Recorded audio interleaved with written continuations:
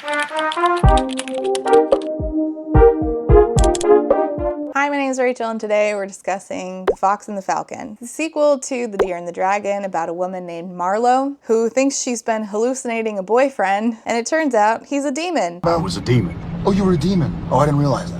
And then all hell breaks loose. Well, not hell. Actually, hell's pretty chill. It's heaven that's uncool in this book. Marlow grew up an evangelical, just like me. So I felt very pulled to read the last book because this is a niche that calls to me specifically, crossing religious trauma and mommy issues with real world setting but fantastical elements. So we are very particularly talking about the religion I grew up in the context of this world, in the context of the United States. But we have fantastical elements and a fox. All of that screams my name. Unfortunately, I didn't love the last book, but I didn't hate it. I think I gave it a 2.25. I hated The Fox and the Falcon. This book ended up on my worst of the year list for 2024. And guess what? It gets to end up on my worst of the year for 2025 because I reread it in preparation for doing this video, which I actually already filmed. And then I scrapped it, and then I decided to come back to it, reread the book, and film it again. In The Deer and the Dragon, the saving grace there that made me give it like a 2.25 was that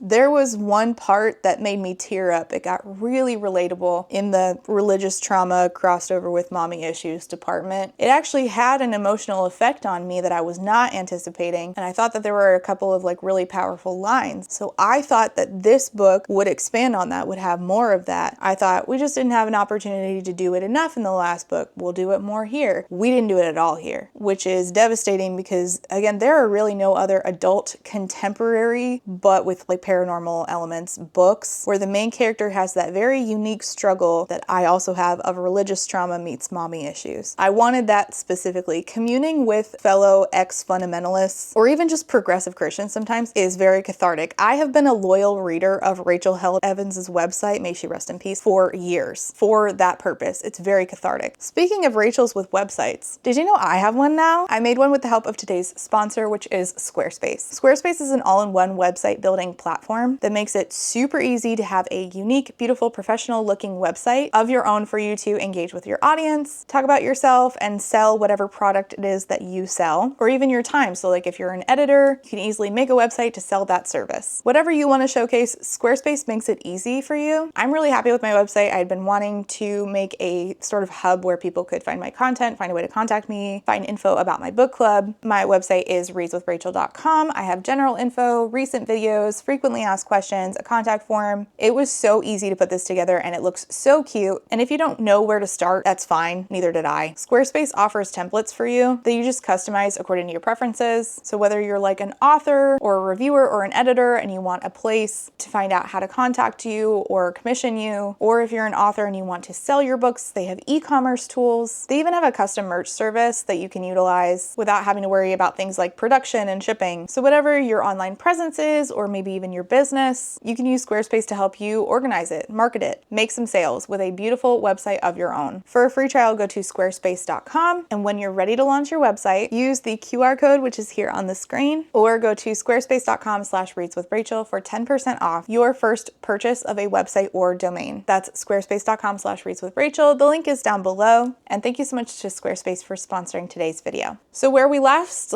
left Marlow Thorson, she had found her boyfriend, the Prince of Hell, trapped in some town run by a fertility goddess, a Phoenician fertility goddess. Marlow was about to get impregnated at this place. You know, you can't spell subtext without S-E-X. But then her demon boyfriend Caliban, everything I'm saying sounds like a Mad Lib. And another demon, a grayscale guy named Azrames, who's the patron demon of saving women or punishing men. Anyway, they were fighting Phoenician deities and monsters. And then an angel named Silas pulled up and pulled a very high Marlow out of this fight, took her back to her apartment and stuck her with her friend-ish, this Norse goddess named Fauna. And the two of these chuckle said to each other, "Don't worry, we will get our boyfriends back, and in the meantime we will be sunflowers together." They were sunflowers, not literally, figuratively. So that was something. Oh, and by the way, não se preocupa, I'm still gonna be making jokes in Portuguese. Brasil! Eu falo pouco português, não muito bem. since all my Brazilian friends enjoyed it in the last video, in the review of book 1, where we found out that Marlow was writing a book about a Brazilian rainforest goddess or something, only for that to never come on page again. Anyway, since that was fun last time, let's do it again. And then after, eu vou começar a ler livro novo que é muito melhor. My review of this book on Goodreads is actually in Portuguese for reasons. The Fox and the Falcon, here's your synopsis. By the way, I have no idea why this is called The Fox and the Falcon. I've read it twice, I couldn't tell you. The apocalypse begins with love and a lie. Marlow has spent most of her life believing the shadowy demon she loves isn't real. Not only is he the living, breathing prince of hell, but he's now in serious danger. Lucifer? I didn't know he was dating. Their reunion is cut short as Caliban remains in a vicious battle with a Phoenician goddess after Marlow's escape. To save him, Marlow must venture into her ancestors' domain for help, the Norse pantheon, where shared blood is no guarantee of an alliance and the line between gods and beasts blurs. Major players from even more realms team up in the ever-growing war between heaven and hell, and it will be up to Marlow to determine friend from foe to get Caliban back and save her world as she knows it. No one said the games of gods would be easy, but Marlow is prepared to sacrifice everything to save the one she loves. So this book is basically like pantheons. Onde eles vivem? O que eles fazem? Por que nos importamos? Veja sexta-feira no Globo Repórter. Shout out to Marcel and Lou for helping me understand the context I needed for that joke. Okay, so first things first, let's look at the disclaimers, which, by the way, if you read the audiobook version, they will not be in there. Well, first of all, the dedication reads, "To E, you were so bad in bed that it made me reevaluate my life choices, or my choices and turn my life around. I've never thanked you for that." We get a word from the author that says, "Disclaimers on religion and mental health. You hold in your hand a work of fiction, comedy, commentary, and irreverence." I would dispute that this is a work of comedy, personally.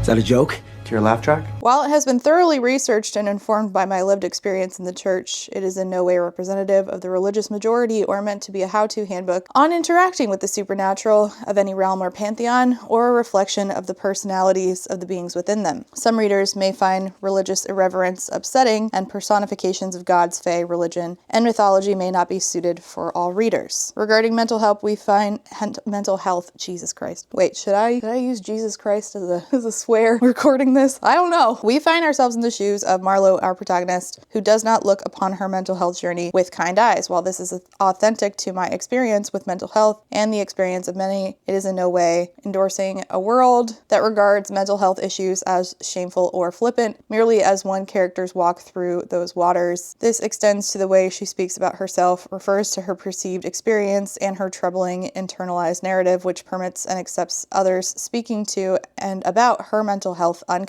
For more help or information on mental health matters, please visit mentalhealthfirstaid.org. Jesus, oh my God, I can't read today. Note on sex work. There is no trigger warning for sex work, just like there are no trigger warnings for loan officers, real estate agents, veterinarians, or authors. Sex worker empowerment and destigmatization is an issue that is important to me and is prevalent in many of my works. If something about work causes you discomfort, my goal is not to make the environment more comfortable for you, but to encourage you to confront thoughts and feelings of phobia. For more information, please leave. Jesus, oh my God, I can't do words today. That's going to be a problem considering I have to talk a lot. For more information, please read the lived experiences, articles, and input from workers themselves as they contribute to, there's a link. I think I said this last time. Did I rewatch my video? No, I probably should have to refresh. Did not do that, so woof. But I think I shouted out this book the last time I talked about the previous book in this series,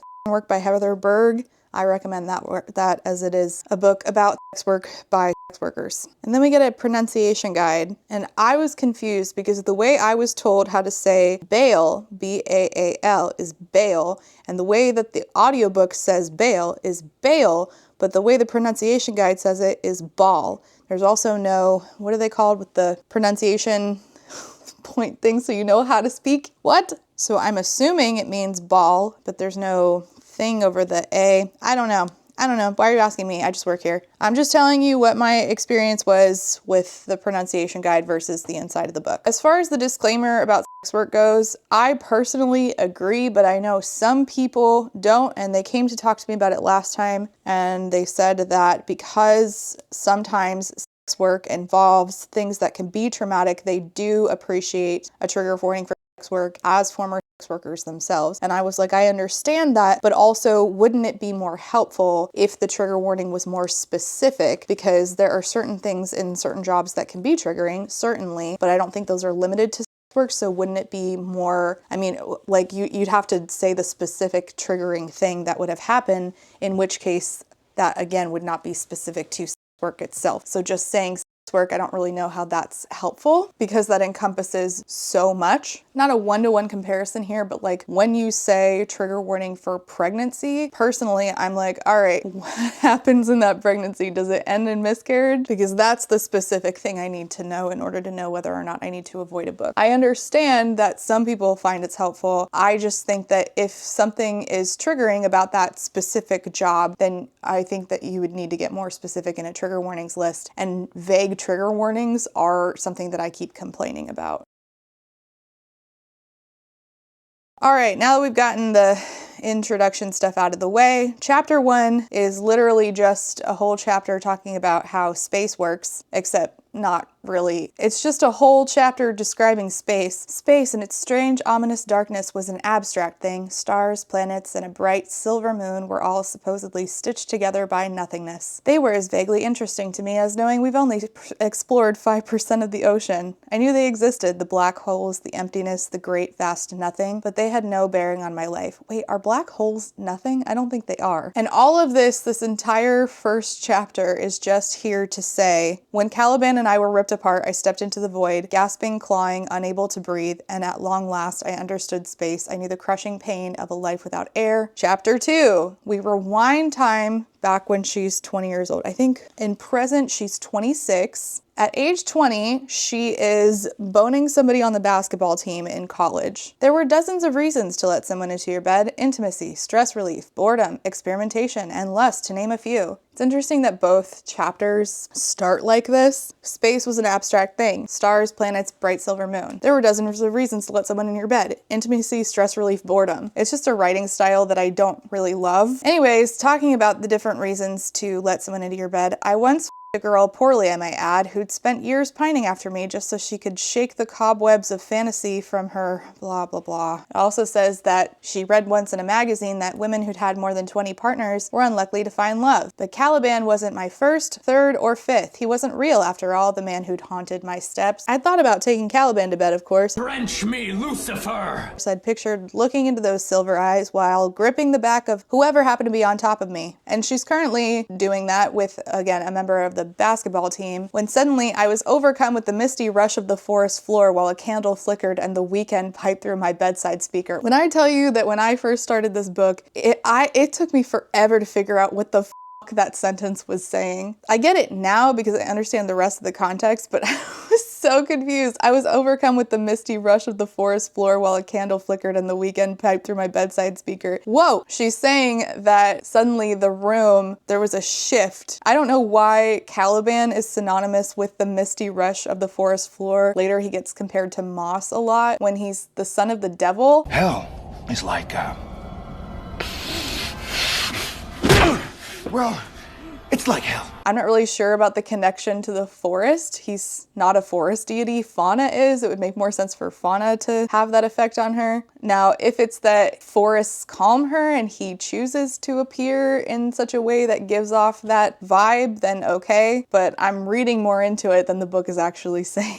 Shouldn't he smell like hell? And it's really funny because later it says so much about like stars when he gets talked about. And I'm like, so he's the forest, but also he's stars. None of these things are screaming hell. It's funny that The Weeknd's playing. He has that song, Starboy. Okay, we'll move on. Maybe my phantom had sensed my anxiety as I struggled to get Booker, the basketball team's leading point guard, out of my bed. I wondered if he could smell it too, the cologne of petrichor and magical otherness. I was really confused by this because it says, I wondered if my phantom had sensed my anxiety, and then it switches to, I wondered if he could smell it too. So the phantom I thought was still the he, but she was saying the phantom is Caliban, and the next sentence she's wondering if Booker could smell the cologne of petrichor and magical otherness. Again, I don't know why Caliban smells like petrichor. The sooner he left, the sooner I could crack open my bedside drawer and get myself off. Booker wasn't terrible between the sheets. He was uncomfortably big, which meant an overuse of lube and the wincing that came from a man hitting your cervix. But for a few sweaty minutes, I was able to escape my life and just be utterly present, and I'd be lying if I said a huge facet of my attraction wasn't simply knowing that he was widely coveted, yet I was the one kicking him out of bed. I find this so weird that Marlow is obsessed with how she appears to other people, and yet also she doesn't like going around people. So I saw this in the last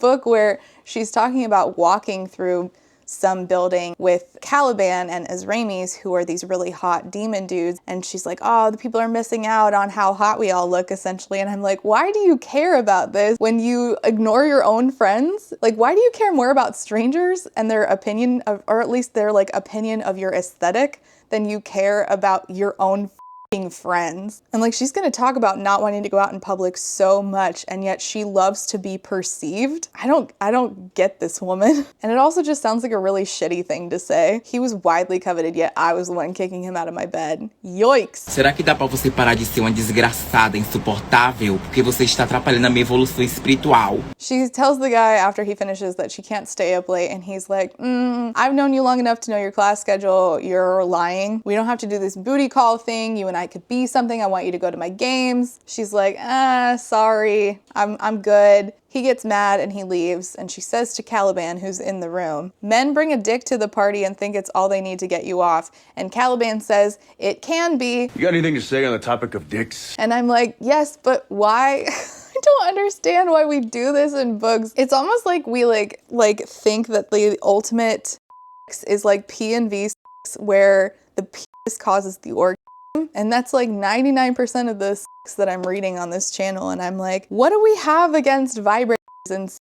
He says, I'm not confident in your taste in men though. And it says, I was generally so quick with my smartass retorts and general complaints. Oh, generally general, huh? Rats are like the rats of the world. She says to him, you're a man. Is it not possible? And we're already in chapter 2 and we're talking about adrenaline. Count how many times I have to read the words adrenaline, serotonin, what are the other ones? Endorphins. So she's like, is it not possible for, you know, them to boink? He's like, it's more than possible, but there's like an implied but at the end. And she's like, great, he's my imaginary friend and even he's rejecting me.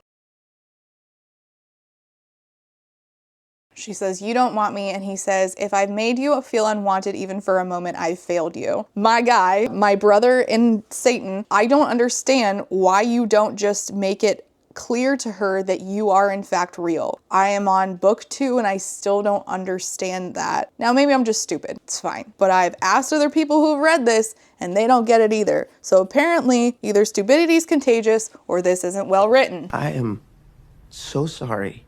I mean, horror is one thing, but to be forced to live bad writing. Because there's really no reason for him not to prove to her that he's real, she's not completely imagining him, and for them to actually make something of this. I don't know what the holdup is. And again, it's book 2. It just seems kind of contrived to sort of like create drama where we don't have an answer for why there should be drama there. The lightning bolt that passed between us was like a cord that rose from my belly, traveling through my throat as he sipped my breath like electric crackling wine. Wow, we're doing a lot of metaphor here. So there's a lightning bolt that is also a cord and also breath that is electric crackling wine. Cool. He says, if we start, I won't be able to stop. That is my most hated line in fiction. She says, I don't want you to stop. But what if you did want him to stop is the thing. He just said, he couldn't. Okay, I'm just saying if my husband says that to me, I'm stabbing. What do you mean you're not able to stop? What does that mean? No, go on, elaborate. I just think that's the most unsexy thing. Oh my God, he has no self-control. And instead of like walking this back, which God, I wish he would, he like doubles down on it and says, I don't mean tonight, as in we don't have to blink tonight.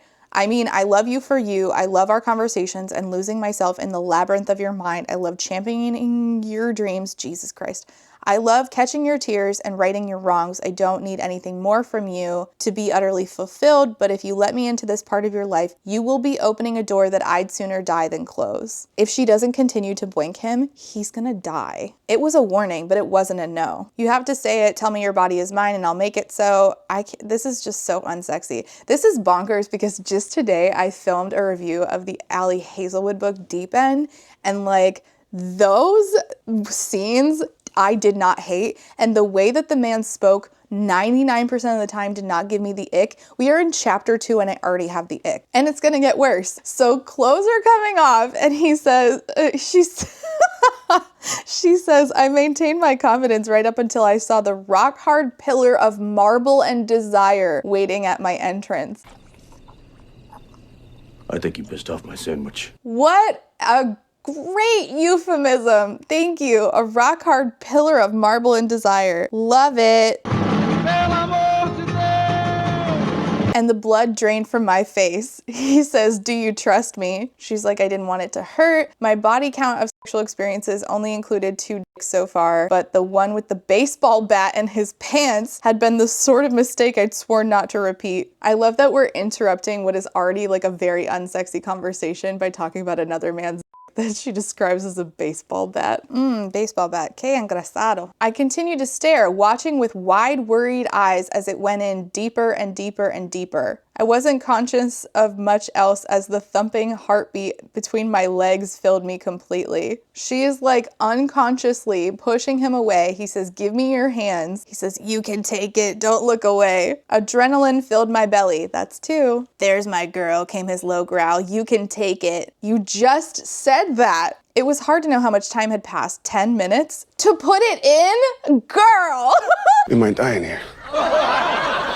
How long did the baseball bat take? Just for reference, just so I can understand what's going on here. 10 minutos, jura. What I'm about to read to you is a line so ridiculous. I was reading this in bed. I got out of bed. I walked downstairs. I made my husband stop playing Call of Duty so that I could read this out loud to him. Are you prepared? I don't think so. The space between infinities engulfed each slow, hard thrust, filling me with glitter, with starlight, with spirit and flame and shadow and absolute goddamn magic. This is what it meant to be right. No amount of vibrating toys or swirling, suctioning lips and tongue compared to the secret treasure chest of oxytocin, there's the other one, I couldn't think of it, oxytocin, that he alone had managed to unlock. It pumped through me like the most delicious and explicit of intravenous drugs. I reached up to touch his utterly perfect face, and the sound he made as he kissed my palm was so tender it nearly broke my heart, except my precious organ was too pickled in serotonin to ever experience heartbreak. Turned myself into a pickle!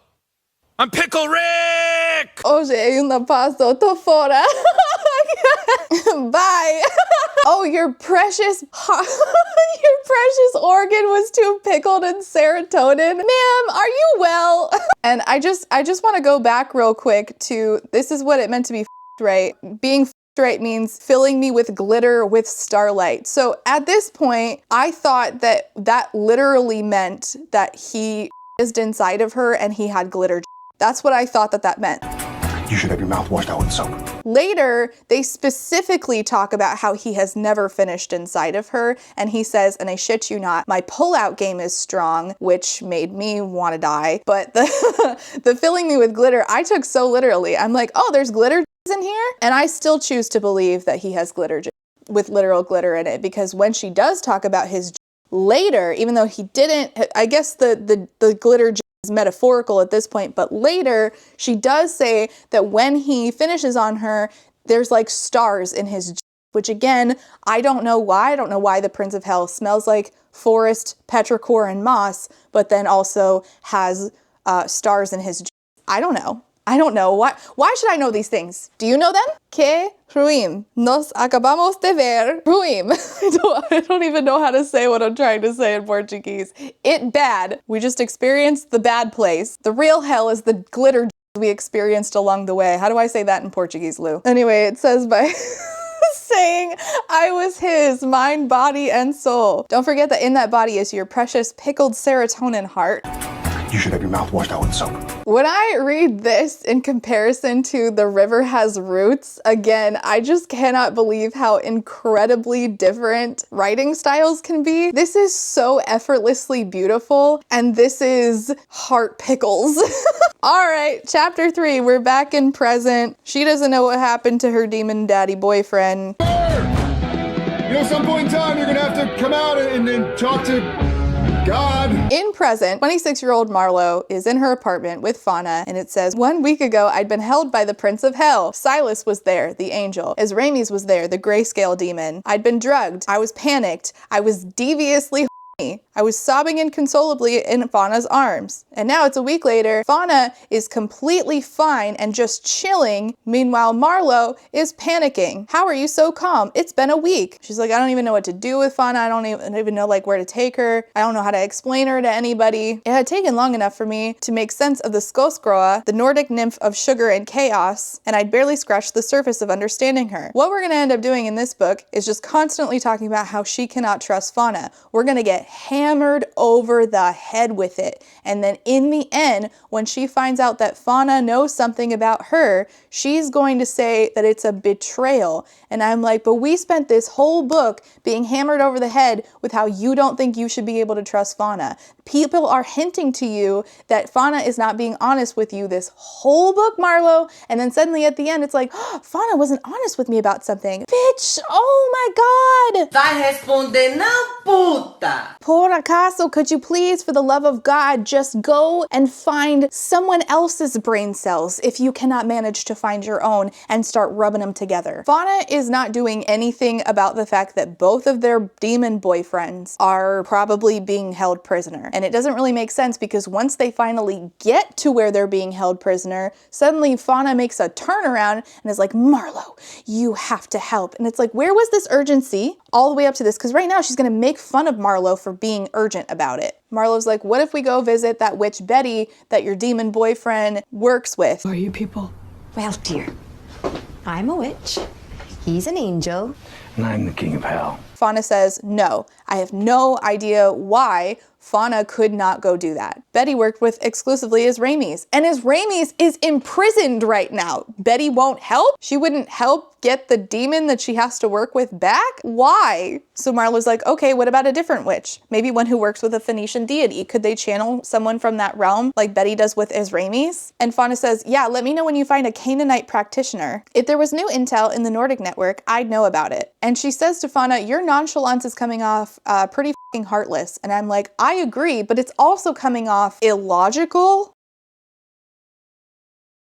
Fauna's like, if they were dead, then we'd know. And I'm like, but at any moment that could happen, and I don't understand why you act this way now, but then later, when Ezrames is going to be whipped, she's like, oh, Marlow, you need to start a war. That could have been happening up, like they're lucky that they got there before all that happened, which incredibly convenient. I don't know why you were so nonchalant. And like, sure, it's heartless. I can let that go. What I can't let go is the illogical piece of it. She yells at Fauna saying, take this seriously. And Fauna says, give them a few more days, Marlow. And I'm like, to what?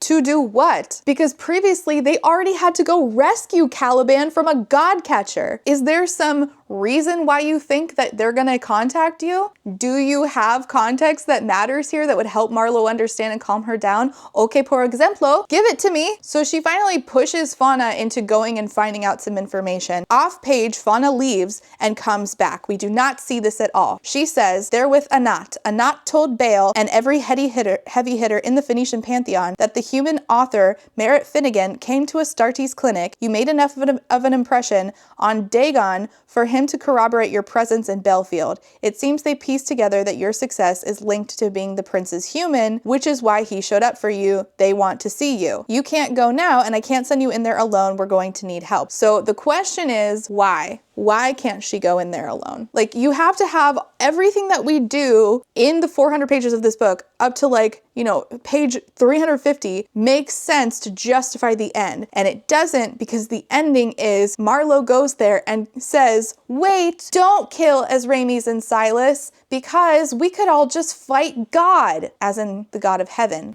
I had to tell him to cool it 3 times. You told God to cool it? And so they just changed their mind about killing Silas the angel and Ezrames the demon. At any point, even right now, there's nothing stopping them from going in and doing that now. And instead, we drag it out for 400 pages. There was no reason why they could not have convinced the Phoenicians from page 1 to join them in a fight against the God of heaven. Instead, we're going to do this whole song and dance about, well, we can't give out information. We can't give out certain information. And I don't understand why. It's like this book was set up to end a certain way, and we just did whatever the hell in order to get there. And the reason why it was set up a certain way was so that we could have all of the gods decide, okay, we will fight God, and also have it be revealed that Marlow is the whore of Babylon. Okay, fine. Let's do both of those things. Again, in the build up to that, you still have to make everything else make sense and justify the ending. And this book does not do that.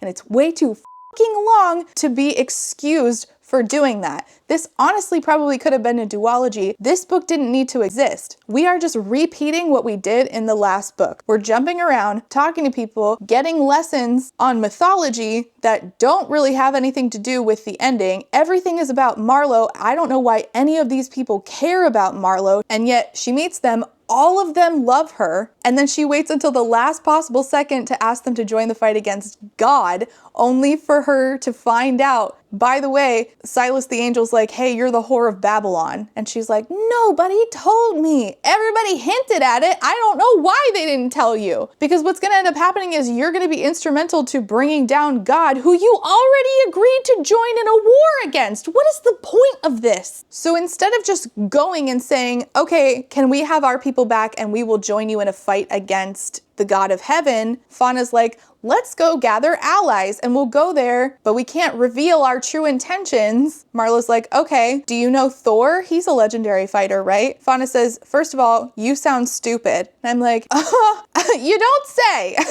We have no time for the comic book versions of gods and no to whatever else you ask. The Fae who told me the information about Anat and Baal and Astarte and Caliban and Azrames being their prisoners, the Fae who told her that put himself at great risk to pass along the message. I don't know who this is, I don't know what the risk is, and I don't know why Fauna isn't willing to risk it. Especially because, again, if she does not get in there and convince them not to whip Azrames, he's gonna turn into minced meat. And I don't know why she's not kind of pressed about finding out what's going to happen to him. Are they blaming him for Astarte's murder? What did this Fae tell you exactly? He confirmed what we knew, then the realm's gossip, that you're the prince's human, and not didn't witness Astarte's death, so it sounds like right now, they have no proof as to who murdered their goddess. That's good news for all of us. The Phoenicians plan to send you a formal invitation to their realm.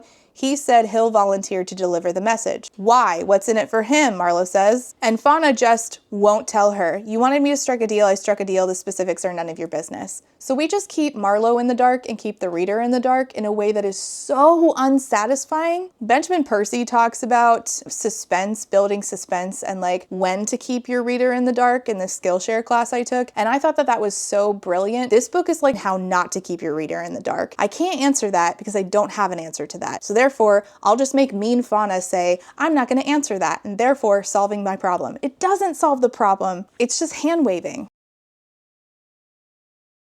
And for some reason, Fauna said that she promised him that she would wait to make any moves so as not to like bring any suspicious on whoever this is. We never find out, and I don't think we're supposed to like care about them. Whoever this is that she met with, he doesn't want any suspicions, so I guess he told her to lay low.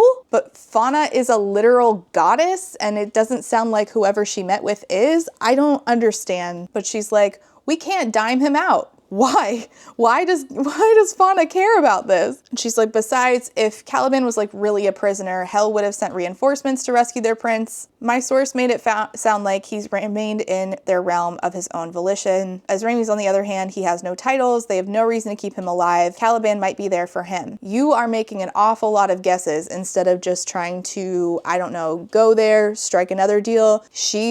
Fauna specifically wants a war with heaven anyway. I don't know why she didn't just hop up in that bitch. I don't know why it took Marlow, who doesn't understand anything, who Fauna keeps so much from because she thinks she's stupid, to walk in and say, wait, stop the violence. I have this great idea that we've been talking about for like pages and pages. Let's just start a war with God. Why do you just assume I'm not going to be helpful? Because you're a dickwad.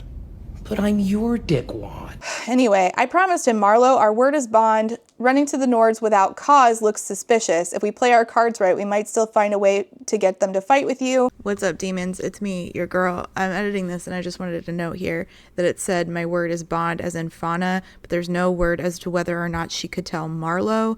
So she did tell Marlow. So does that mean that she stipulated with the guy that she could tell Marlow? And if so, did she also stipulate that Marlow couldn't tell anybody? Just asking the logical questions here. There are other incentives to stir the pot, but you might need to work on your persuasion techniques. So now enter, we need a different reason to go to the Nords than to go to the Nords and ask for help getting Esramis and Caliban out of the Phoenician realm, because then that would mean we snitched and gave up information that this unnamed fae gave to us. So therefore, we can't let anyone know that this unnamed fae gave goddess Fauna information.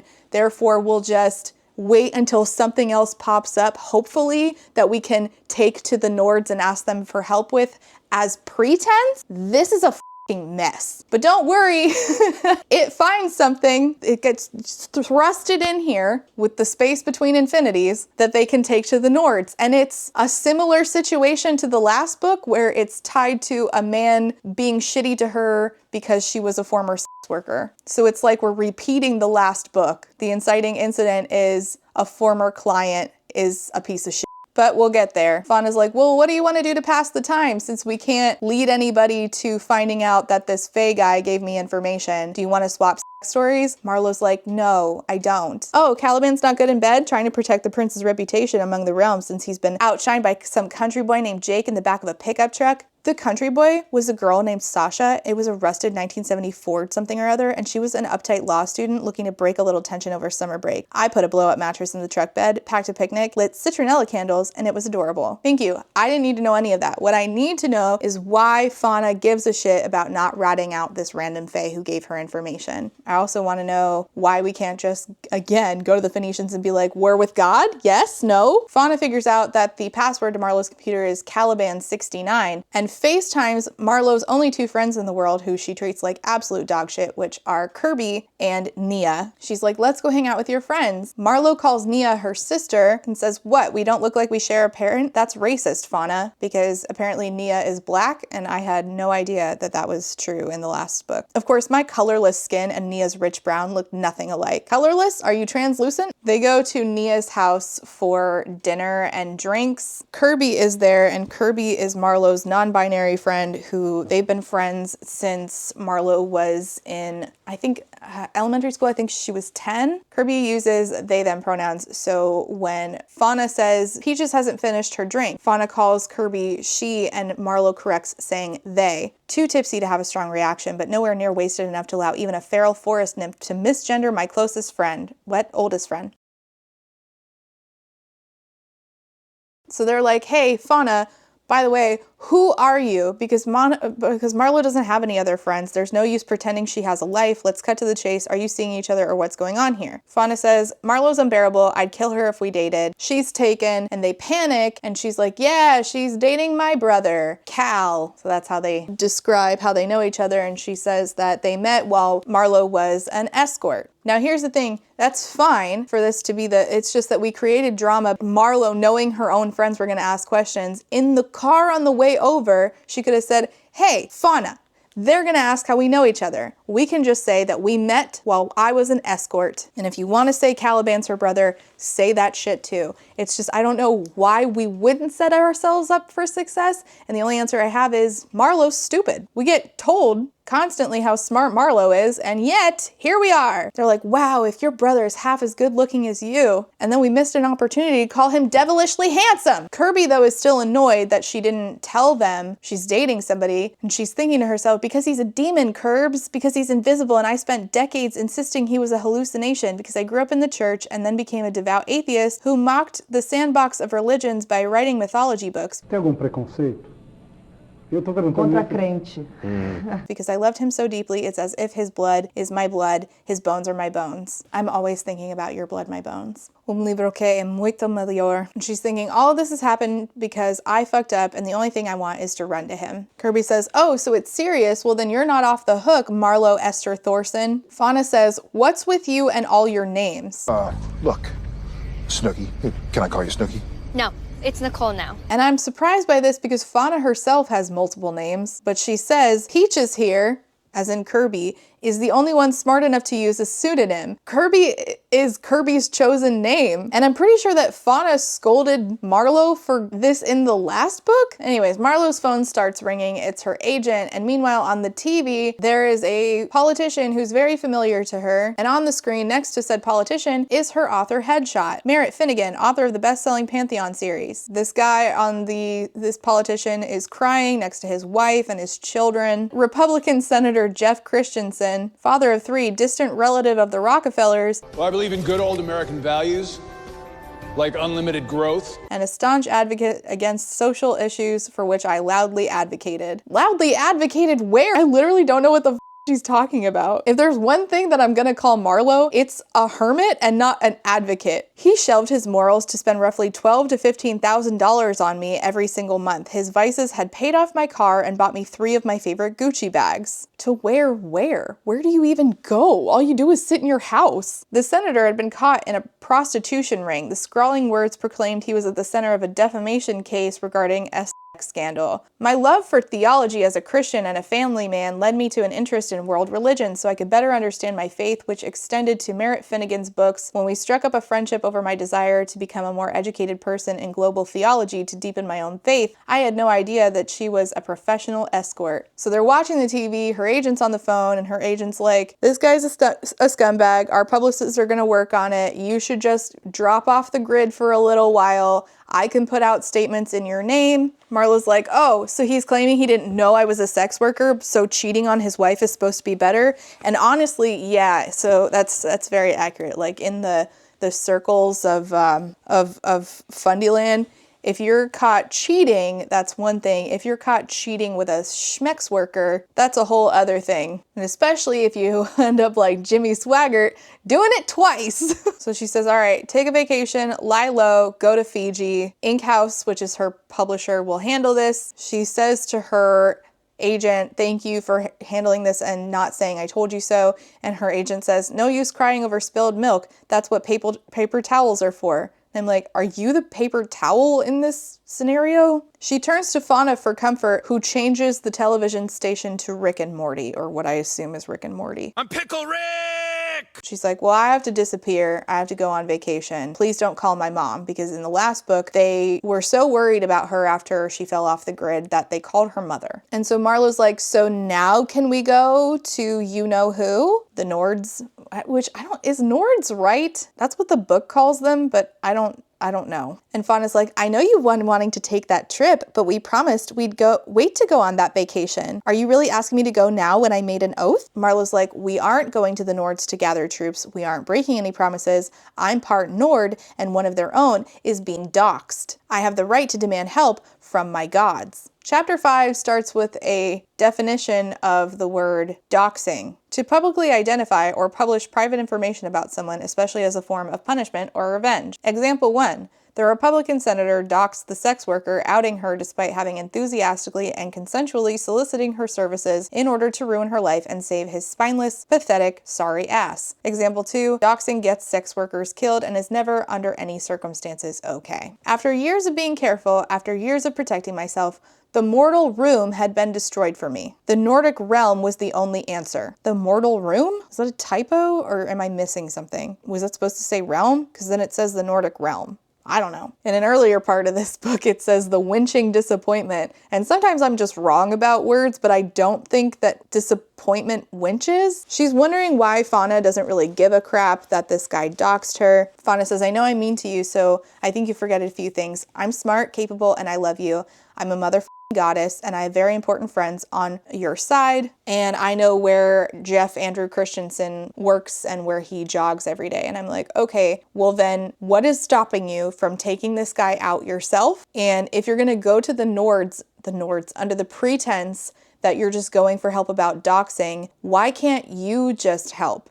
And the funny thing is that Fauna is literally about to kill a guy, a random guy, and aren't the Nords gonna be like, didn't you just kill a guy? Why don't you just kill that guy? What does that have to do with us? What does this doxing have to do with us? I don't understand the logistics of why of what we're doing. Like why it has to be this way. Like if you think about this as like a point A to point B, right? We need to get to point B, which is save Caliban and his Ramies from the Phoenicians, okay? Point A, Marlow is separated by that. What is in between these things, and how do we remove those obstacles in a way that makes sense? Instead of just removing the obstacles or saying what those obstacles are, we're just adding more obstacles, and I have questions about all the obstacles, and none of them are getting answered in a way that I feel like is satisfactory. I feel like the answers here are pretty simple. Fauna could kill this guy. The Nords are gonna say that. What is the point of this? Except the Nords don't say that. I don't know. I had Jeff to thank in a way. Without his hat I wouldn't have been able to force our timeline forward. Yeah, that is the way this is written. It certainly doesn't make sense though. In chapter 6, it's a couple years ago, she's 24. She's going on television to talk about the first book in her series. She's like, I feel like I'm breaking the law by being here. Somebody's gonna bust in here and be like, Marlow, you're under arrest for posing as Merritt Finnegan. I'm gonna have to say, of course, officer. I get it, take me away in cuffs. And Caliban pops up to say, that's not very ACAB of you. What? Is that a joke? To your laugh track? She says, I really, really don't want to do this. And he says, all magic comes at a price. Sometimes that price is having to be perceived by the public in order to sell your book. She says, whatever you say, Confucius. I'm like, is this supposed to be funny? And if so, why am I not laughing? He says, I don't think you understand how book marketing works. She says, I don't understand how any of this works. I was the least popular trailer trash church kid in the history of existence. Oh my God, me too. Yet despite having so much in common with Marlow, I hate her. I didn't exactly shine in college either. Mediocre grades at a mediocre school. Then I was a preschool teacher in Colombia. Oh my God, we spelled Colombia right in this book. Yay! To 30 sticky, unruly toddlers just to justify all those years studying Spanish. Being an author was just a dream, you know? Dreams aren't supposed to come true. How the hell did I end up here? God writes paperback books in his underwear. He's like, all right, do you want me to go out with you? I can hold your hand. She's like, is that possible? And I'm like, is it? I don't know. It's 2 books in and I don't know at this point. What can Caliban do? And if he can, if he's there, if other people can perceive him, then why can't he just be like, well, they can't see me, or can they? I don't fucking know, but I'm definitely real. Like, I've seen enough movies where there's an invisible person to know that this is possible. And I'm sorry, but if he wanted to, he would. So the question is, why didn't he want to? I guess I'm just not supposed to ask that question. I guess I'm just supposed to be like, oh my God, she thought he was hallucinating and it was so hot when they were having in a hallucination, except it turns out it wasn't a hallucination, it was real. Like, I almost wish he was a hallucination so that we could have one of those. You remember what's his face who plays Negan when Denny from Grey's Anatomy when Izzy was hallucinating him? You're wondering this whole time, like, how does this work? How is this happening? And it turns out it was a tumor. It had an answer. So like, where's the answer? Where's the tumor? God, I miss Denny. Anyway, so he sits with her through, what is it? Good Morning America or whatever. Interviewer's like, I have a feeling your debut novel will be cleaned off every shelf in America by the end of the day, Merritt. Then after this, she wakes up in her apartment to chia pudding with berries and granola in the fridge that he made for her, and along with coffee. She says, I had no idea I could cook in a fugue state. If I'm going to black out, it's a pretty neat trick. Okay, so here's where I'm at. You are rich, you have money.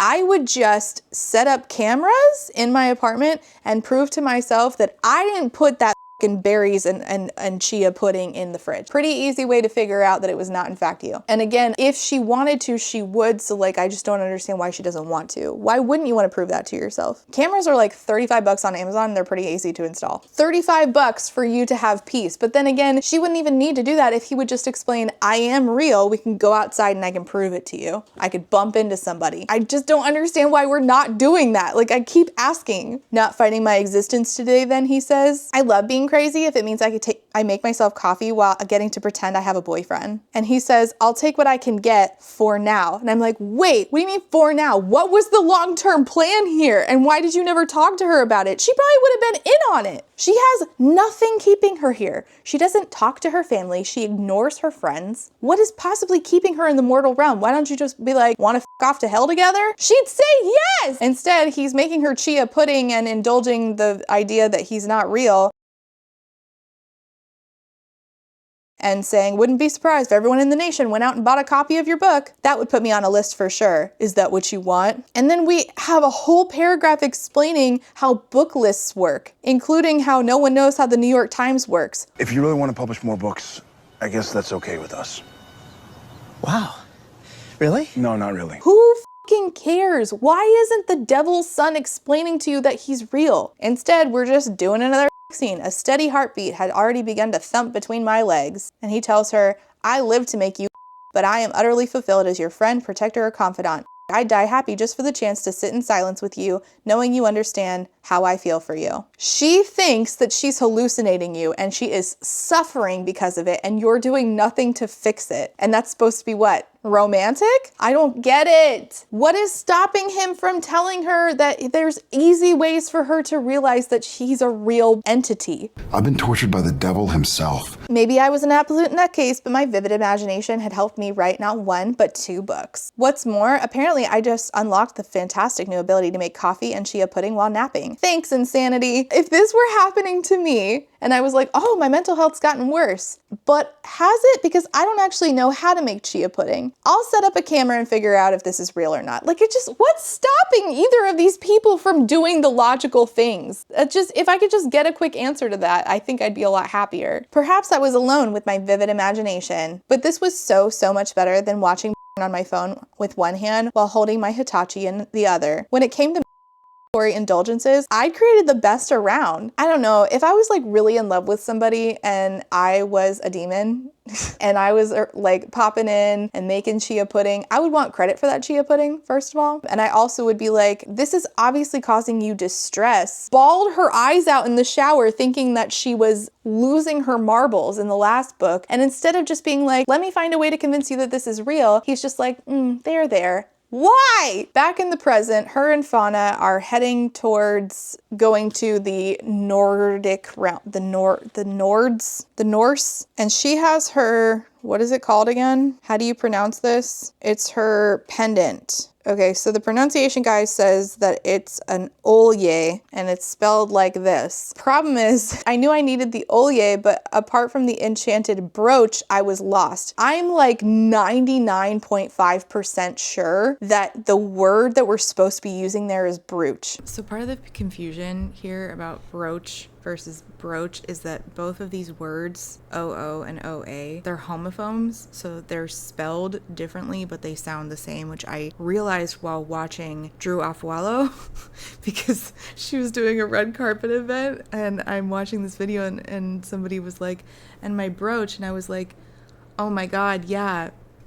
B-R-O-O-C-H is also pronounced brooch. So the book is spelling it wrong, but the pronunciation that I think I even used in this video is probably wrong. So it's B-R-O-O-C-H. It's spelled, so the book is spelled wrong, but it is pronounced brooch, which is where the confusion comes from. So sorry, it's 1:30 in the morning. Hope I explained that right. You're welcome. Bye. Now, I'm not smart, but I'm pretty sure that that's true. I think that when you're talking about the particular pendant that she's wearing, whether it's called an olje or not, the word brooch is the wrong word there. And I think that this was a problem in the last book too. And if you're thinking, is it a typo? It's not, because we use the word brooch throughout the rest of the book. Just like in the last book when we said the dredges of my coffee, that pops up in this book too. Which makes me wonder, does the editor not know that broach means brooch and that dredges of a coffee is not a thing, it's the dregs of a coffee, or am I somehow wrong? I was supposed to meet the very gods and mythological beings about whom I'd written pretty absurd fiction, research fiction, but made up stories nonetheless, and it says that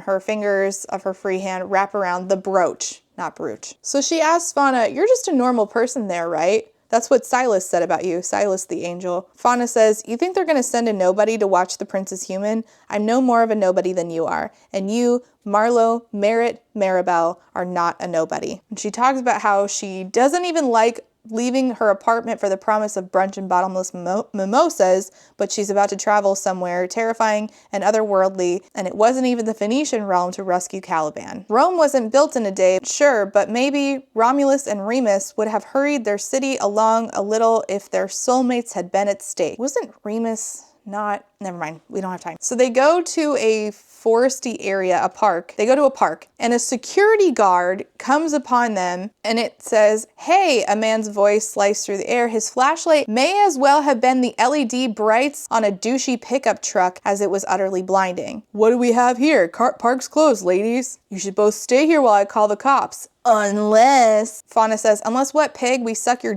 Your words, sweetie, not mine. You're the ones breaking the law. She said it's a federally recognized offense for someone to use their legal status for sexual coercion. He says, the way I see it, this ends one of two ways. Fauna says, only two? Then you're not very imaginative. It says there was a sharp cut of light, his sentence ripped in half. It was hard to explain what happened next. I winced against the bright light. I covered my face, dropping to the ground as a single fire discharged into the air. Blood-curdling wails drowned out every other sense. I screamed in return, my parasympathetic response releasing as much adrenaline as possible as I readied myself for an attack. She looks up. I saw nothing. Freshly turned earth with a new array of roots and weeds sprouted from what I was quite certain had been a hardened walking path. She turns to Fauna and said, what did you do? Fauna says he wasn't being very imaginative. I'd like to say he'll think twice before harassing women again, but he won't have the chance now. I understood with horrific clarity that somewhere beneath the earth and brambles lay a dead man. No, you don't say. You don't say. I didn't know how she'd done it, but I knew in my bones Fauna had killed him. Really? Oh, thank goodness you told me. Are you stoned?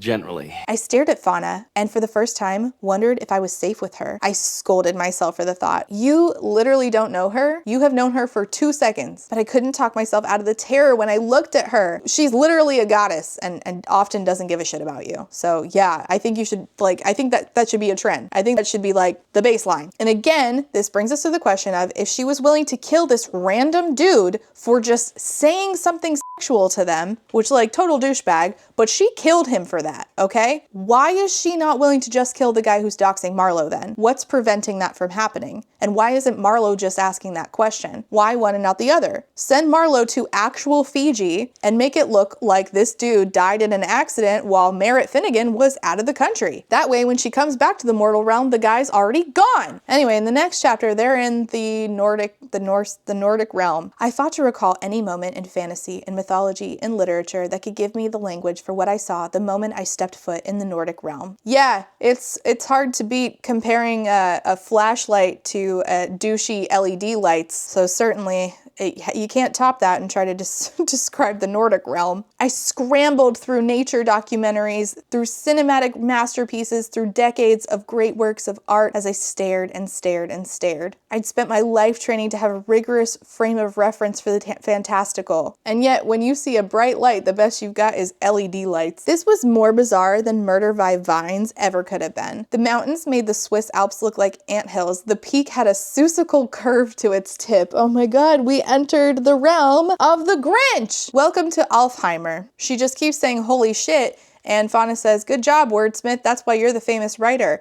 And I'm like, yeah, well, you know, she did just compare a bright light to douchey LEDs. So she turns to Fauna and she's like, I'm ready to know things now. Who are we here to see? Is there anything I should or shouldn't do if we're going to go on a rescue mission and get them to help us fight for? And Fauna's like, just because we're alone doesn't mean we're alone. All right, to what end? When do you stop feeling like you need to censor? Because all of a sudden you're going to stop doing it when you get to the people you want to talk to. And I'm not sure when exactly you feel like you're not being listened to and by whom. In a panic instant, I understood my blunder. She'd sworn an oath to her informant that we wouldn't act on his information and anyone could be listening. Why would they? Who are they? And why would they care? Like, it would just be the Nords, right? Why would they care? I needed to play it as if we had only come to the realm so I could seek revenge against the senator and his doxing. But you're with a goddess who just murdered a random dude. If we're gonna rescue my reputation as an author and fight back against Jeff Christensen, this is my pantheon and surely I have allies here, right? So tell me who we're here to see and what I need to know. So Fauna starts explaining, okay, hell is like a metropolis. They have different courts. The human realm has 7 continents. The Nords have Asgard and the 9 worlds. Marlow's like, yes, I know. And Fauna says, oh, pardon me. I didn't realize you knew everything already. I just meant I did my best to cover the basics when researching the first Pantheon novel. But spending time with you has taught me that know nothing. Oh, we're missing the word I there. That know nothing and am always wrong. Please help me, oh great one. I'm basically a Skosgroa, which you knew, Fauna says. Personally, I like nymph a little better. It conveys a clearer message to the human brain rather than elf, which can mean so many things to mortals. Only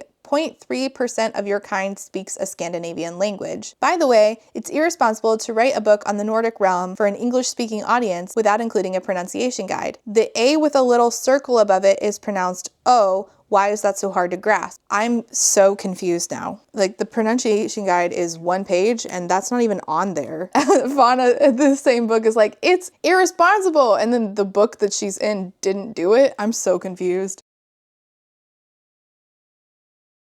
She says, why is that so hard to grasp? And I'm like, I don't know, Fauna. I have about as much answers as you're willing to give. So to be clear, you want me to call you a nymph? I'm just saying, Fauna says, Tolkien got it right. With Alfheimer elves, don't get me started on your toy-making tree cookie version of the word. Oh my God, that makes me want one of these cookies so bad. So those of the Nords who live there are the Vanir. The Aesir have your heavy hitters, Odin, Thor, Loki, Balder. And on the other side, the Vanir oversee those of us in Alfheimer. Even though the Vanir mostly live in Vanheim, they pop in to make sure we're not starting fires or whatever. They're a race of pretty chill gods. None of us in Alfheimer are important enough to live in Asgard, but it's just a hop, skip, and a jump away. You don't really need to know any of this because after we leave here, we don't come back and we don't see any of the other Nords. Apparently, the Vanir in Alfheimer, which is where they are, report to Gullivig. She's been killed like 3 times and keeps coming back. You're dead.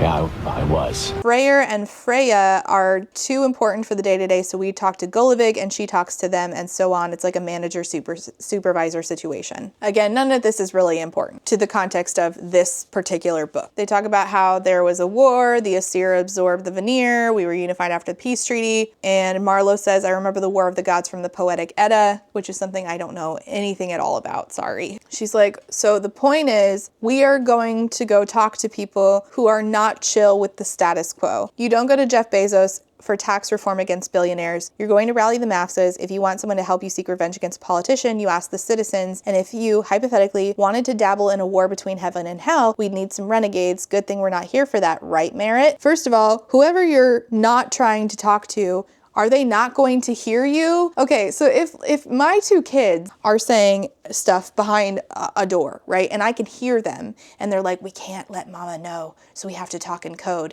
and then they say, we definitely wouldn't want to steal the cookies from on top of the fridge, right, brother? I can hear you. And you just told me the plan. Oh, I'm getting Mickey Mouse voice again. So the plan is to go meet 2 friends of Fauna's, Ella and Estrid. We think they'll help us because they're Vanir and don't mind starting shit? You just said that out loud. The point is to go help about the doxing, right? But then you just, like, from scene to scene, I'm not sure when we're not supposed to say things and when we are allowed to say things. One of them is Vanir and is always down to mess with the order of things. The other has been slighted because she's Aesir. Plenty of Nords from the 9 words of Yggdrasil defected. Don't even get me started on how much better Alfheimer is than Jotunheimer. Ice giants do not know how to party. Marlow asks, should I be on the lookout for giants? And Fauna says that giant is a relative term.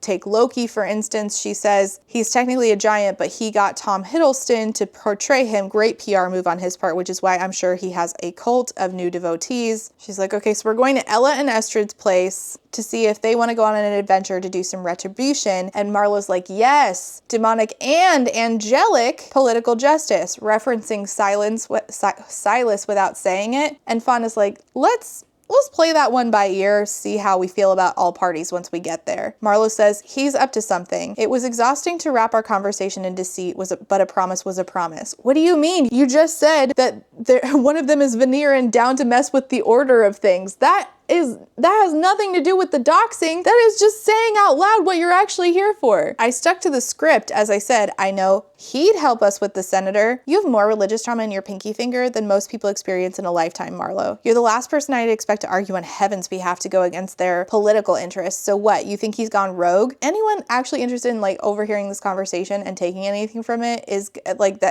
gonna understand what they're talking about. When I was attacked in my apartment and Caliban couldn't help, he put out a 5-tier favor. Remember, anyone could have answered and Silas caved. You were the one who told me Silas could have used it to end the war. The more I think about it, the more it seems like he put Caliban in Belfield, the god catcher city, because no one else could reach him there. He's still an angel, Fauna says. He could be doing all the right things for the wrong reasons. All right, they're going through Alfheimer, and it's actually funny. It says, David Attenborough impersonator narrated my inner monologue as Fauna led me through the city, one of 9 realms. Alfheimer is as beautiful as it is vast. The bright mountainous branch on Yggdrasil's tree contains cities, villages, blah, blah, blah. It's funny. The joke is funny. Fauna tells her that the people that are going to go see are Ella and Estrid, and they've been together since ages before Jesus was born. Estrid is a Valkyrie. She has like lightning bolt shaped scars on her. Meanwhile, Ella is described as the most beautiful woman that Marlow has ever seen. Estrid is not a huge fan of Marlow, saying to Fauna, you brought us the girl who wrote shitty fanfic about our people? Why? If you really want to publish more books, I guess that's okay with us. Wow. Really? No, not really. And it says, for fuck's sake, it was hard not to take her comment on my life's work personally. Marlow, your life's work? Yeah, but it's about her. If somebody wrote shitty fanfic about me, and I said, this is shitty fanfic about me, and the author got upset and said, but that's my life's work. That's my life. One of the most insufferable main characters I've ever had the displeasure of being in first person with. If this was in third, it might have actually been better. I think that this series being in third person, actually, this series would be best if we just scrapped Marlow altogether. Meanwhile, Ella, the beautiful one loves Marlow's series. I love what you did with the Valkyries. Meanwhile, Estrid said, I hate what you did with the Valkyries. Wow, isn't it so funny that 2 people can have 2 different interpretations on a work? Ella is someone I don't know anything about mythology, hardly, but Ella is somebody named Nos, Hnoss. Y'all who are more learned than me will probably know who that is. It doesn't say much about it or do anything with it, so it doesn't really matter in the context of the story. Could I Google it? Yes. But I'm telling you that the point is that the story itself that is referencing this doesn't do much with it. Estrid, though, has shaved sides of her head, and I'm like, oh, bitch, same. So Fauna hands her a drink, and Marlow says, what's in it? Fauna says, fun stuff, do drugs, commit crimes, that sort of thing. And Marlow says, I don't think I'm equipped to handle drugs in a magical realm. And the fact that she was drugged by a goddess a week prior to this, Fauna just sort of glosses over. This should have been a huge major red flag for Marlow, but Marlow continues to trust this goddess who murders people in front of her, and I don't understand this at all. So she's getting super high on this drink, and the conversation between these 4 turns to lovers, and Marlow's like, I'm in love too, with an immortal. Fauna keeps telling them to smell her, like from the moment they walked into these people's house. She's been like, yeah, smell her. Marlow has not up to this point asked any questions about this, which is a theme because if Marlow asked questions, and certainly if Marlow got answers to those questions, then there would be no intrigue. The book has no other way of keeping the reader in the dark than just having its main character not ask the logical questions, which is one of my biggest pet peeves in reading books, is when the writing does that. It feels lazy. Anyway, she says, yeah, I'm in love too. He's a demon. He's in some trouble right now. The whole world's gone to shit. My career, my name. And Estrid said, so she smells like... Ella said, but she's partnered with... Fauna's hurried response was low and incomprehensible. Now, this is fine-ish because Marlow is super high right now. But this is always how it is that people are having conversations off to the side without Marlow, and Marlow never thinks to ask, what are y'all keeping from me? Because you're obviously keeping stuff from me. Instead of asking what's going on, she says, these drugs are better than Astarte's drugs. So of course, Ella and Estrid are like, Astarte? Fauna's like, yeah, the Phoenician goddesses had a whole kingdom going on in the United States. There were 4 of them over there. And Marlow says, yeah, now half of them are dead. They were still fighting Anat when we left. And Fauna says, why are we here, Merritt? Tell them. Merritt says, you're supposed to kill a senator or something who I'm mad at. And Fauna says, out loud, we came to you because a senator named Jeff What's-His-Face doxed her. On an utterly unrelated note, since we're already talking about Merritt's Phoenician escapades, this is what I've gathered so far. The Canaanite fertility goddess was pulling a veneer wet dream. Az and the Prince of Hell, who she calls Caliban, were still fighting a gnat and a ton of parasites when an angel helped them out. This is the prince's human. And Ella says, so when she said she loved a demon, ... her? Fauna says it would be really convenient for their battle if heaven claimed the prince as human, so that's where I've been babysitting. Marlow asks, while high, what do I smell like? Girl, why did it take you this long to ask? She's like, Anat sniffed out that I was Nordic in the last book, but you all smell Nordic. So who do I smell like to you? And they said, oh, we know exactly whose blood is pumping through your veins because they're all Nordic, and the Nordic deity that is responsible, that was Merritt's great-grandfather, she smells like him. None of this is said out loud though. We keep Marlow in the dark consistently. For what purpose, I have no idea. Fauna turns to the Valkyrie and says, can you go get them? Now, it's supposed to end with this like explosive, like, oh my God, no way. But there's no reason for it. It's not paying off. It doesn't feel substantial. All that's going to happen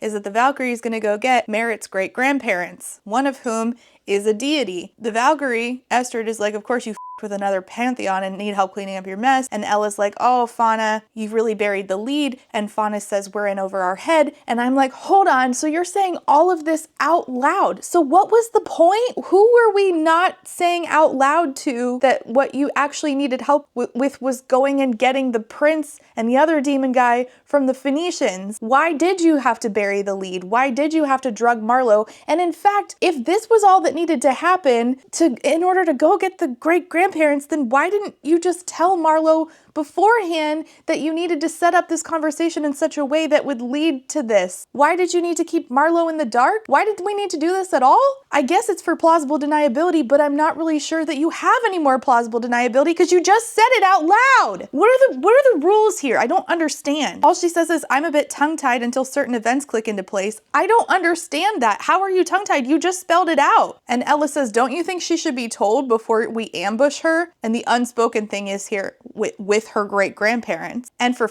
sake, why did you get the girl high? Fauna says she loves getting high. This is her second time getting high in literally just 1 week. And Marlow says, and neither of those times were consensual. And I'm like, oh my God, is that supposed to be funny? I did you a favor, Fauna says, drugging me so I had an excuse to talk about my true motives for seeking an audience with the Nords didn't feel like a favor.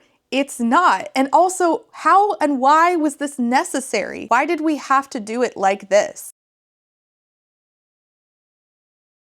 Like, if you take 6 of Crows, right? We understand in the ice court, in the ice palace, the ice prison, why they have to do certain things the way that they did, even though it puts like Kaz Brecker, for example, in a very precarious position where he has to touch other humans and he cannot touch other humans' skin, which is why he wears gloves, right? You understand why. There's no other way into the ice court. There was another way to do this. There were umpteen other ways to do this. And the established rule that Fauna cannot say out loud why they're actually here has already been broken. So I don't understand what's going on here. And again, maybe I'm just stupid. Maybe I'm missing something. That's fine. But I've read it twice and I'm not picking up on it. And I can't help but feel like I'm right here in that this was not a necessary way to do this. This feels like a very stupid way to write stakes, especially when you render all the stakes moot. Anyway, Valkyrie comes back with 2 people. Marlow's like, huh, that woman looks so familiar to me. Oh yeah, I recognized her face every time I stared in the mirror. Either I'm really high or I'm looking at my dead great grandma. Fauna says, happy family reunion. And then we switch switch over. That was supposed to be like explosive, so you're like supposed to be like, oh, what's gonna happen next? And instead I'm like, this is so dumb. And we switched to a different POV, and honestly I was like, oh, thank God. So still Marlow's POV, but I mean we have a flashback scene, and it is to where she was in her like 20s, and it's on the 4th of July, and she's watching fireworks and getting drunk by herself at a party, and Caliban shows up. And this scene was honestly my favorite scene in the whole book, which is great because I was really getting pissed off at that last scene because none of this makes any sense. So of course we do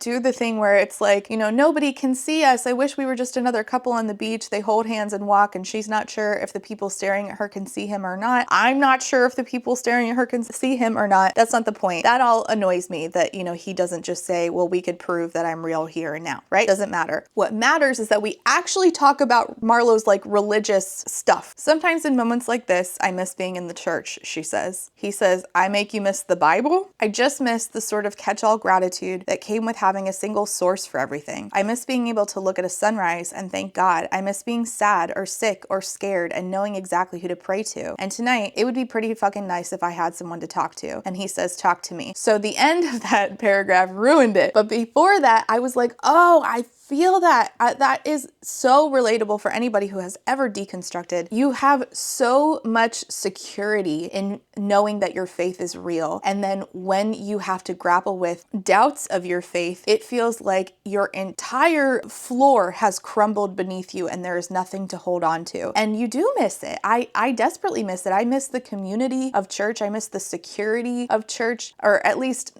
none of it was real, but I miss believing that it was real. I miss the sureness that I had in my faith and in my community and in my religion before I started to see the cracks in it. I miss the ignorance I had. And that line there, I was like, man, if we had done this whole book, this could have been like such a potent book for the deconstructed girlies. But unfortunately, that's about as much as we get as far as deconstruction stuff. And that sucks. That sucks so bad. They talk a little bit about C.S. Lewis and the screw tape letters, and you know, it's very ex-fundamentalist, and it ends the chapter by saying, I have one good person to thank for every good thing in my life, and it's you, he says to her. I'll be honest, what a sweet line. I wish I understood what it means. I don't know what he has in his life. I don't know Caliban at all. I don't know anything about his life. All I know is he's the Prince of Hell, and he's obsessed with her, and he chokes her during and he has been, you know, finding her throughout all of her lifetimes. I don't know anything else about him because all of this is so singularly focused on Marlow, and I just don't care about Marlow. I am more interested in Caliban. I wish that we'd gotten POVs from him. So back in present, Marlow's great-grandfather is there, and he's pretty pissed about this. He says, I go by Geir, and she says, Eir is the one in the Norse pantheon known for healing, and she's a woman. And he responds by saying, humans and their gender binaries. He says to her, please use my chosen name and pronouns and understand why Aloisa prefers this as my form. Let me be the first to tell you that your great-grandmother and I are proud of you. And her great-grandmother Aloisa chimes in to say, you could be proud, but I am not. She explains that she is not a ghost. She ended her cycle to end up with Geir. So I guess she just like yeeted off to heaven. Like, what's his name? Actually, he gets referenced in this book. Is it Elijah or Elisha that went up in a chariot of fire? He didn't actually die. He just yeeted up to heaven in the Bible. I don't remember. So they explain to Aloisa that Marlow has shacked up with the Prince of Hell. It's very romantic. Thousands of years of lifetimes and all that. We've since gotten ourselves in a sticky situation when heaven laid its claim on her, says Fauna. So she asks her grandma, do you have a dog in the fight between heaven and hell? And her grandmother says, I have a grievance or two with heaven. And I'm confused by this because it doesn't, I don't know, we don't learn anything more about that. Marlow then decides to chastise Aloisa, her great-grandma, because her grandma, Dagny, her mom's mom. So this is her mom's mom, Aloisa, and then Dagny, and then Elizabeth, and then Marlow. Okay, those are the four women in this family. Marlow is like, Aloisa, you basically abandoned Dagny. Everybody thought she was crazy because she saw the Fae realm. She was half, her father was Fae, her father was Geir. Do you have any idea what my grandma's life was like? She didn't leave her house for 30 years because she thought what she thought were angels and demons everywhere she went. She was paralyzed with fear, and you just let her believe. Grandma Dagny was sweet and kind and good, and everyone thought she was crazy. She raised my mother, and my mom is definitely crazy. Lisbeth continued to see angels and demons. It drove her so deep into the church that now I have an angel up my ass laying claim on me that wouldn't have happened if you hadn't abandoned your daughter and hoped that luck took care of her. Aloisa said, I didn't abandon her. I'd watch my tongue. If I were you, how many children have you had? How many around you were killed or accused of witchcraft? What were the persecutions like? How many countries have you had to flee to keep your loved ones safe? Would you have had the spine to do it if it needed to be done? Could you shelve your selfish desires for love and romance if your family, if your child needed you? What do you know of sacrifice? I don't really understand this scene at all. She calls Marlow selfish. She says you're tied up in your own victimhood. But the fact is that, like, how you raise your kids does have consequences. And now, considering that they all very clearly know who Marlow is, even if Marlow doesn't, why they're keeping it from her, who knows? But they know that Marlow could turn the tide in this war, and they're only preventing what needs to be done by allowing Marlow to have grown up in this and to have been put in a position where heaven is trying to get their claws into her. I just don't understand this. I don't understand this scene. It's not fair to leave everyone in your family to their own devices and hope for the best. Passing psychic abilities through your bloodline, it's like you gave infants tools to build houses and expected them to come back with a mansion. Instead, they beat themselves over the head. And Aloisa said, is that what I did? I fled to a new country to keep them safe. I think I found a new society, a new language, a way to shelter my family. I think I set them up for success, which, by the way, who are you to complain? Success drips from you, Merritt Finnegan. Marlow says, I was born in poverty. And Aloisa's like, gods and goddesses, Marlow, dropping, any semblance of, like, they're not going to play, the whole, her name's Merritt Finnegan here anymore. This is one of your most privileged cycles. You had food, shelter, running water. You're attractive, talented, smart white woman in a world that's rolled out the red carpet for you. This is really interesting that she was told not to swear in front of this woman because that would upset her, because she's like old-fashioned, I guess, but then she completely understands like racial dynamics in the context of the 2020s, and also she's married to like an androgynous fae, so like she's obviously progressive, but swearing would bother her. Play the victim all you want, but no blood of mine walks through the world with that attitude. The only one I'm disappointed in is you. Marlow says, well, you just want to wash your hands of responsibility to your family. Aloisa says, what family responsibility are you taking, Marlow? Marlow says, my family was abusive to me. Tell me, Marlow, I want you to picture a child in your arms, your baby, a soul you created, and for one whom you're responsible. Your baby, the love of your life, will burn in a lake of sulfur unless it believes in a specific God. Now, if you're convinced that eternal torture is a possibility, is it kind to bow out and let your offspring do whatever they want? If that's your core belief, what would love look like? And Marlow says, I don't know. Hold on. I don't understand this. If that's what happened, which it is, if that's what happened because she took off and Dagny was considered to be crazy, which then caused Lisbeth to be very religious, who then abused Marlow, then this literally is your fault, Aloisa.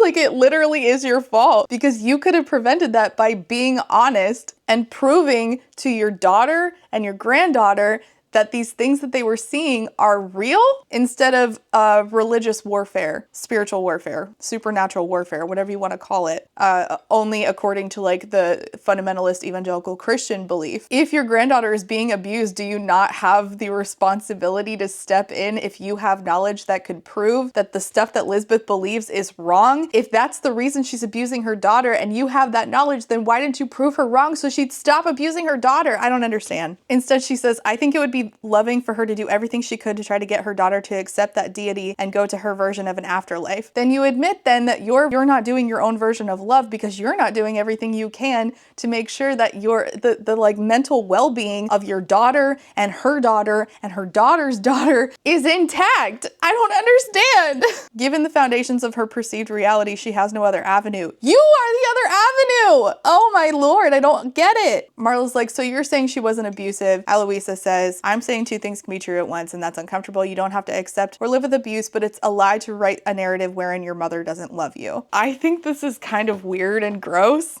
to like affirm that the evangelical fundamentalist version of love that is so tainted by their disgusting beliefs is still love. Is like, why do we need to affirm that? What does that achieve? Anything good? Not in my opinion. Tem algum preconceito?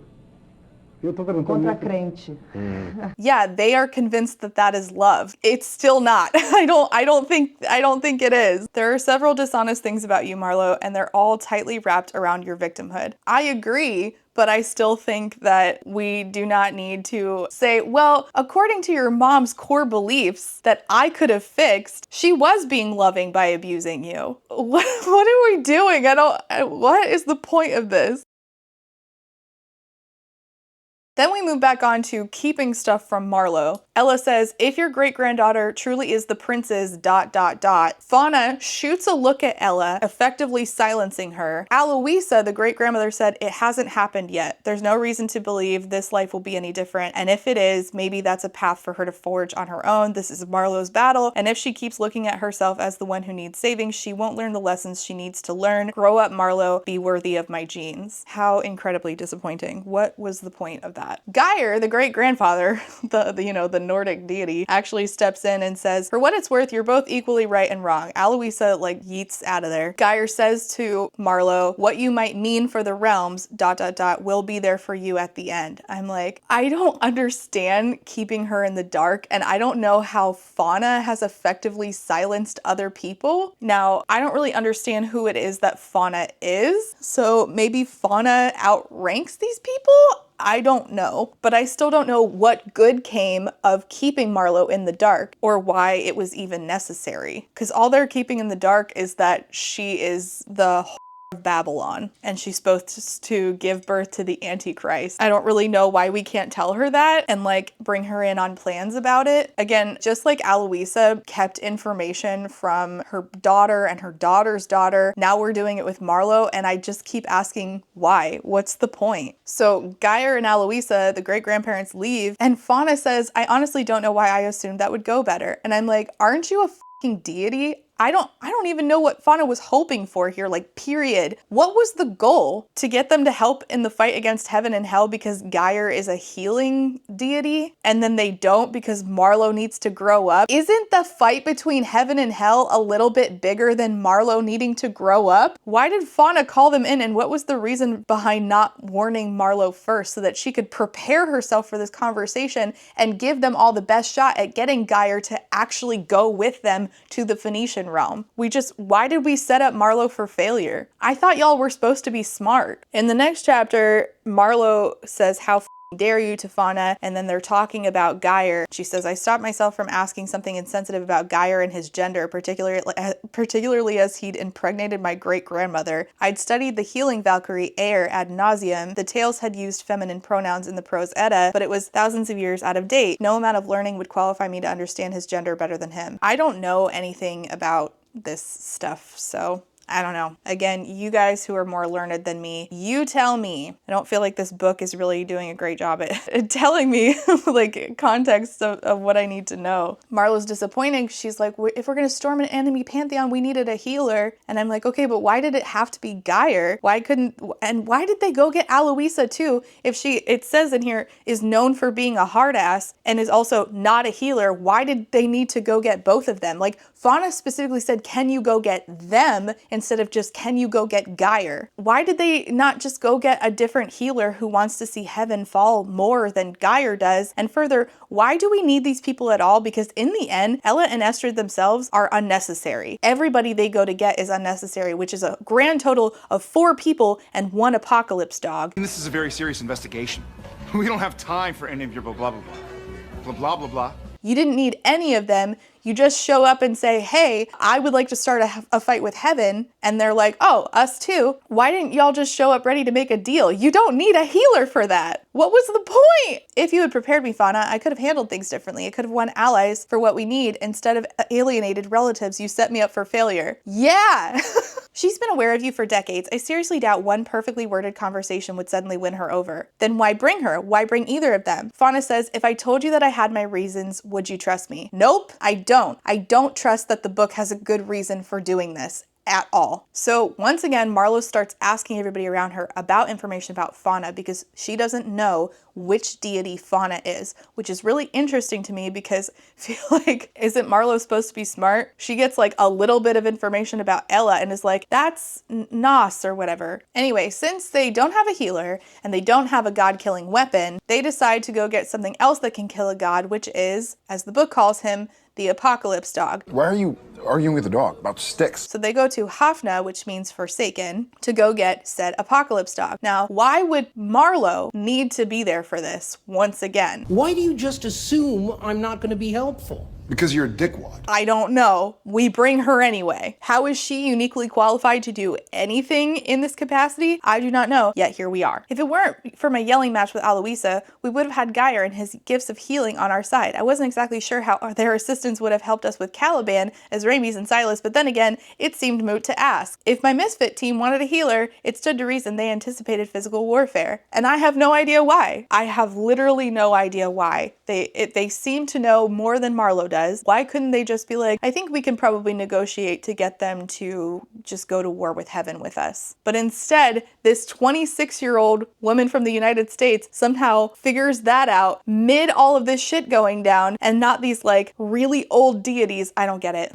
You told God to cool it? So they're there to get Fenrir, the apocalypse dog. Often accredited as the love child of Loki and Angerboda, Fenrir was a dark, mighty wolf so powerful that he'd been predicted not only to cause Odin's death, but to bring about Ragnarok, the end of the world. Fenrir had been tricked into being tethered by the gods to keep the 9 realms safe from his jaws. So this is the first time that we get mention of Angerboda, and the only second time we get mention of Angerboda is, I don't know if I'm saying that right, is the end of the book when you find out that that's Fauna. So I'm not sure if in this book that version of the myth is true, but if it is, I didn't pick up on anything in my second read that would alert me to thinking that Fenrir is the child of Fauna. So they tell her that Fenrir might be willing to work with them because the gods ruined his life, and that he'll join forces with the enemies of the gods who are in power. So Marlow is like, Fauna, are we sure that this is how we free Caliban? Was I sure that Caliban was worth the end of the world? Yes, I was. Was I sure he was worth the danger? Yes, I was. Were we sure Fenrir would work with us? Well, no, that was part of a gamble, but it was one I was willing to take. Like, I don't feel like we really went through our options here. So we're talking about like a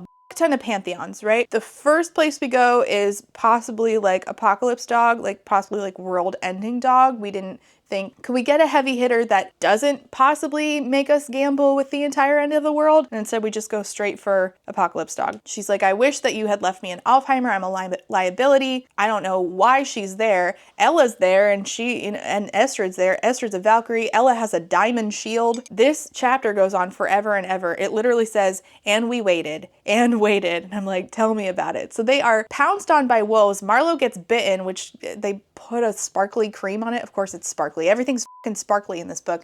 Sometimes I doubt your commitment to sparkle motion. So they put some like sparkly paste on it at some point, but the point is she gets attacked by a dog. Fauna calls off the dogs, wolves, sorry, and then yells at them saying, take me to Fenrir.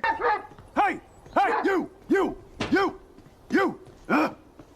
Now, I don't know why Fauna was acting scared, if only to have all these wolves come upon her and she's telling them all what to do. And it's at this point when she says to these wolves, take us to Fenrir, that Estrid turns to Marlow and says, do you really not know who she is? Now, she's had less clues and figured out who people like Ella are, but for some reason, she can't figure out who Fauna is. She says the wild is hers to command. So they get to Fenrir and he says, who's disturbing me? And for some reason, they leave it to Marlow to talk to this guy, dog. We need help killing a god. I'm positioning myself against a couple of gods at the moment. I wished Fauna would take over. She left this to me. Why? I'm the Prince of Hell's human. I couldn't fully comprehend why the words mattered. Yeah, that's because it's not that you couldn't fully comprehend it. It's that you do not know. Neither does the reader, which is why none of this hits. I'm so in the dark here that none of this is hitting. The King of Heaven set out to have me bond with an angel. He intended to turn the war tide in his favor against hell, and one thing led to another. I'm more or less responsible for the death of Astarte. You've made God enemies of 2 gods from 2 realms, and you seek me because you'd like to make enemies of 3? So Fauna says to him, the time has come. I'm Nordic. The God of Heaven has attempted to use me as a pawn in his war, and the angels who serve him have no say in their lives. We're slaves to their women agendas. Now the one I love is in the Phoenician realm because he took a stand against the will of a powerful deity. I just don't believe God should be able to make choices on behalf of others without their consent. And Fenrir's like, that is exactly how I feel. He says, okay, what's the plan? She says, I have something better than a plan. I don't agree. I do not agree with this. I have spite, fire, motive, and a powerful team. You have 3 people, one of whom you can't trust. And I'm sorry, but that is not better than a plan. The person on your team is somebody you can't trust and keeps leaving you in the dark, doesn't answer basic questions. This is so ridiculous. Why would I not take my freedom and run from those who might capture me once again? What would I get in return for aiding you? And she says, anarchy. End of chapter. That's their deal. He gets anarchy. So she set the wolf of Ragnarok free, and instead of leaving, he says, should we get started? Of Ella and Estrid in the next chapter, she says, given the couple's willingness to join and Fauna's nonchalance, I'd been out of the supposition that we were off to start a minor skirmish. What do you mean? In the end of the last book, it ended with your boyfriend and another demon fighting a horde of, what are they called, parasites, having to like kill at least one goddess. Now they're in prison. What do you mean a minor skirmish? What?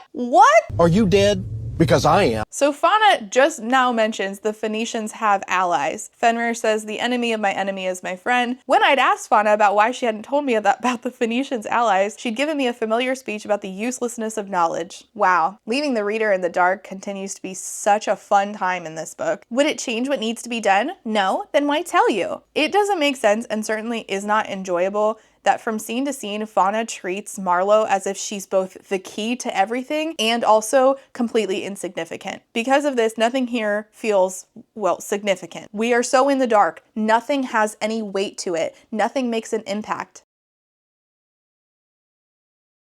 She continues to ask Fauna, who are you? And Fauna's answers are things like, life's comfier when you can put people in a box. Anyway, so they're gonna go see the Greek pantheon. Except they're only going to go see 2 people. Your Pantheon books did better with the Greeks than with the Nords. They make their history a lot more available, so it's harder to f up. There's this line in here that was actually funny. Do you have a good relationship with them? And Fauna says, I don't really know them. Fenrir, do you have a relationship with them? And Fenrir says, I have not. I have been chained to a boulder. And that was funny. And unfortunately, that immediately loses any sort of like potency to make me raise my star rating because we follow it up with, am I still here recruiting them to help me with my doxer? And Fauna says, no, we're simply following Ella and Estrid's guidance on the next best step. Lies, of course, but important ones. For whose benefit? Who are we saying this stuff? Okay, never mind. Forget it. I can't harp on this any longer. I'll be here for 5 hours. Our loophole around Fauna's promise to her Fae informant was wrapped in my intoxicated slip of the tongue. Our plans to realm hop behind enemy lines hadn't been calls to action, but organic side quests born after my farcical spiel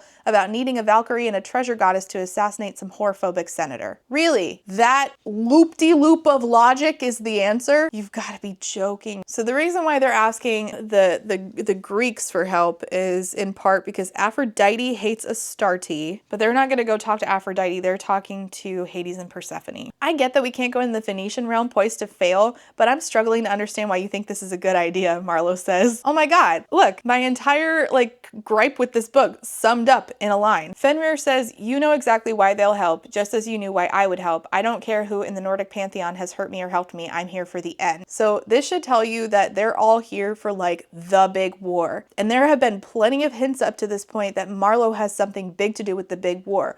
Marlow has a bunch of knowledge about theology, including revelations in the Bible. She should be able to put clues together that she's the whore of Babylon or something. All these people are whispering about her right next to her, and then she's completely ignoring it. You have to know something else is going on and put those pieces together. But she's either and this is always my thing is, whenever we make it obvious in the text, we either want the character to look stupid or we think that the readers are so stupid that this is the best that we've got for them. Both of those are extremely unsatisfactory answers. Anyway, they go and Hades is already waiting for them. Persephone says, so this is the bride of hell. I'm pretty sure this is the first time she's been called the bride of hell. Pretty sure, I didn't double check, but like, shouldn't that be an alert that there's something going on that it makes Marlow very important? Well, anyway, Hades and Persephone do not go by Hades and Persephone. They go by Poppy and Dorian. He goes by Dorian for Dorian Gray, but his name is Dorian Castellano. And he was dressed like a high-end weapons dealer from a spy movie. Cool. There was a typo in here where there was just a random Q thrown in like mid-sentence. They had already found out about what went down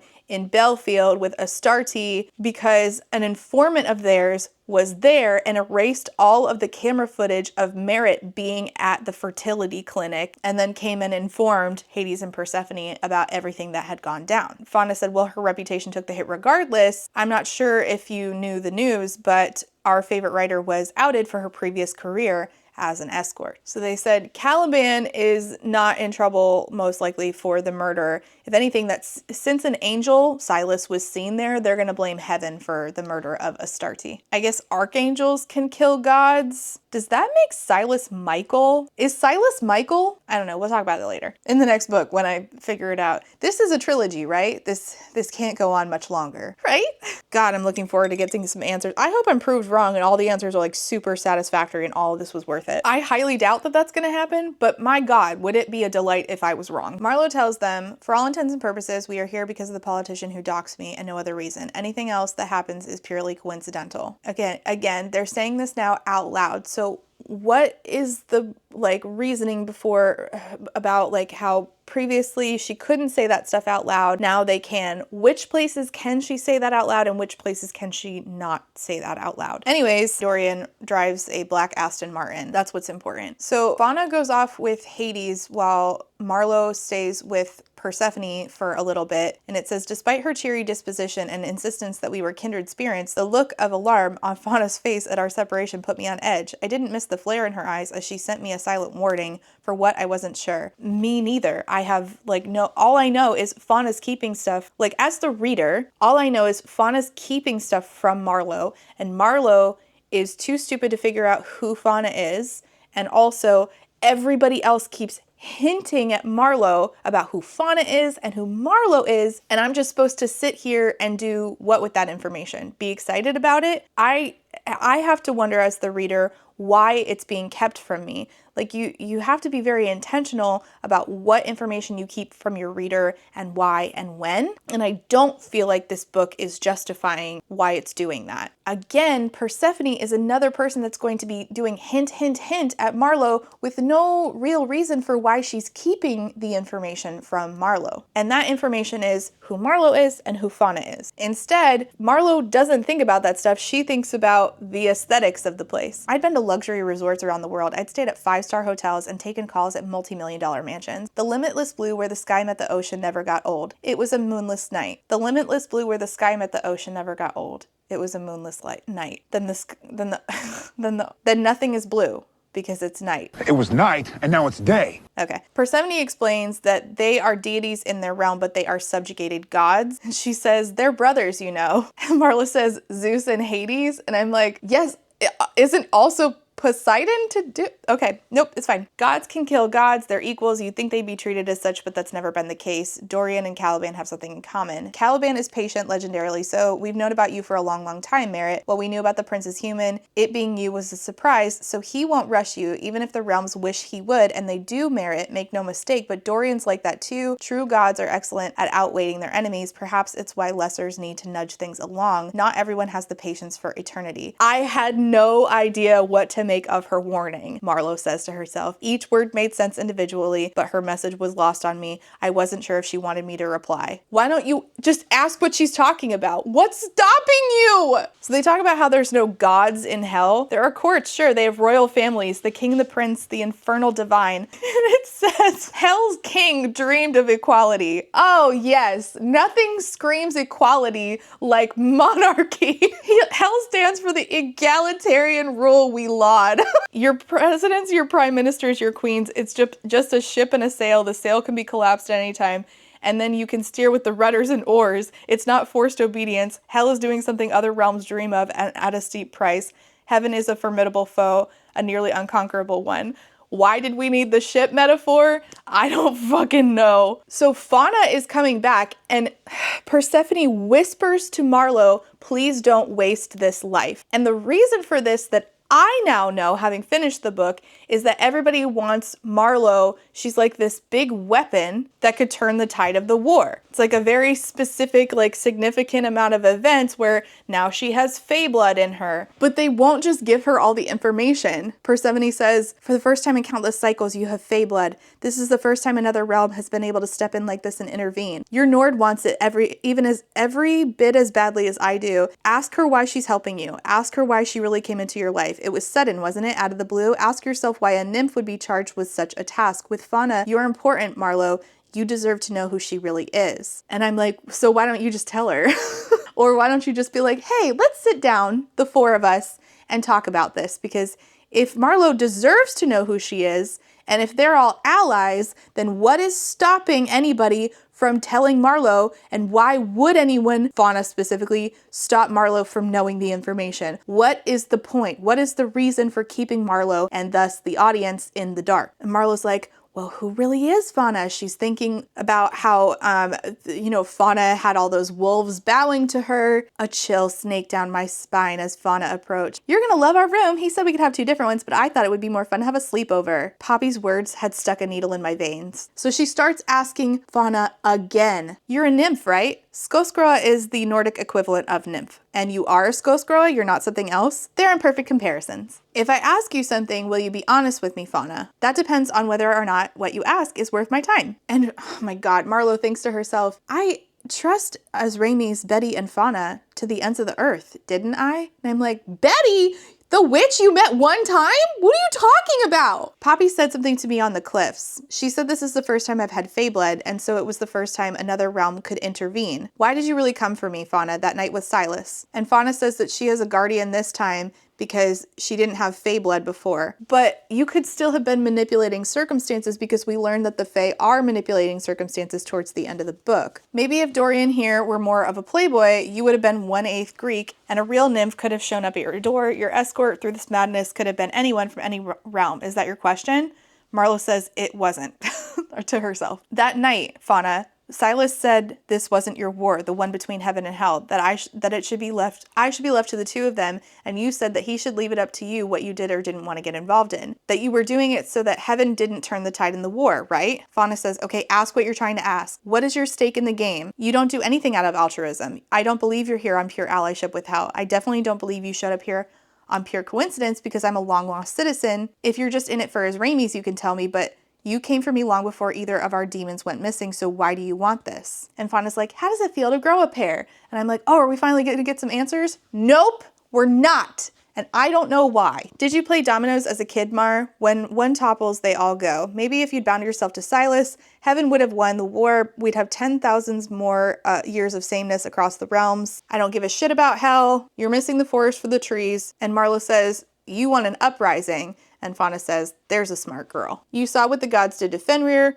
Maybe they haven't done anything to me personally, but that's besides the point. That's the kind of shit the big gods do in every realm, whatever the fuck they want. Those below them have no say. But hell's model, now that's aspirational. Let the ruling, oh my god, I forgot about this. Let the ruling classes tremble at a communist revolution. The proletarians have nothing to lose but their chains. They have a world to win. Did you just quote Karl Marx to me? You're asking the wrong question. She's quoting Karl Marx to you, talking about communism right after she said hell's model, which is not communism. You're quoting communism talking about a monarchy. And I know that hell's model is not egalitarian because the simple fact is that later Caliban, we learn, could have left. He could get off scot-free. But if he was in actual trouble, hell would have sent legions for him. Meanwhile, as Ramies is a lower citizen of hell, and therefore does not get the same treatment. Therefore, not egalitarian, actually. Marlow says, you're only my friend because the role you think I can play in some war of the realms. How is there any honesty in that? I matter to you because of what I symbolize. Fauna says, yes, and that would have been reason enough for me to guard you with my life. I know you're something of an expert at lying to yourself, so I'm sure you'll convince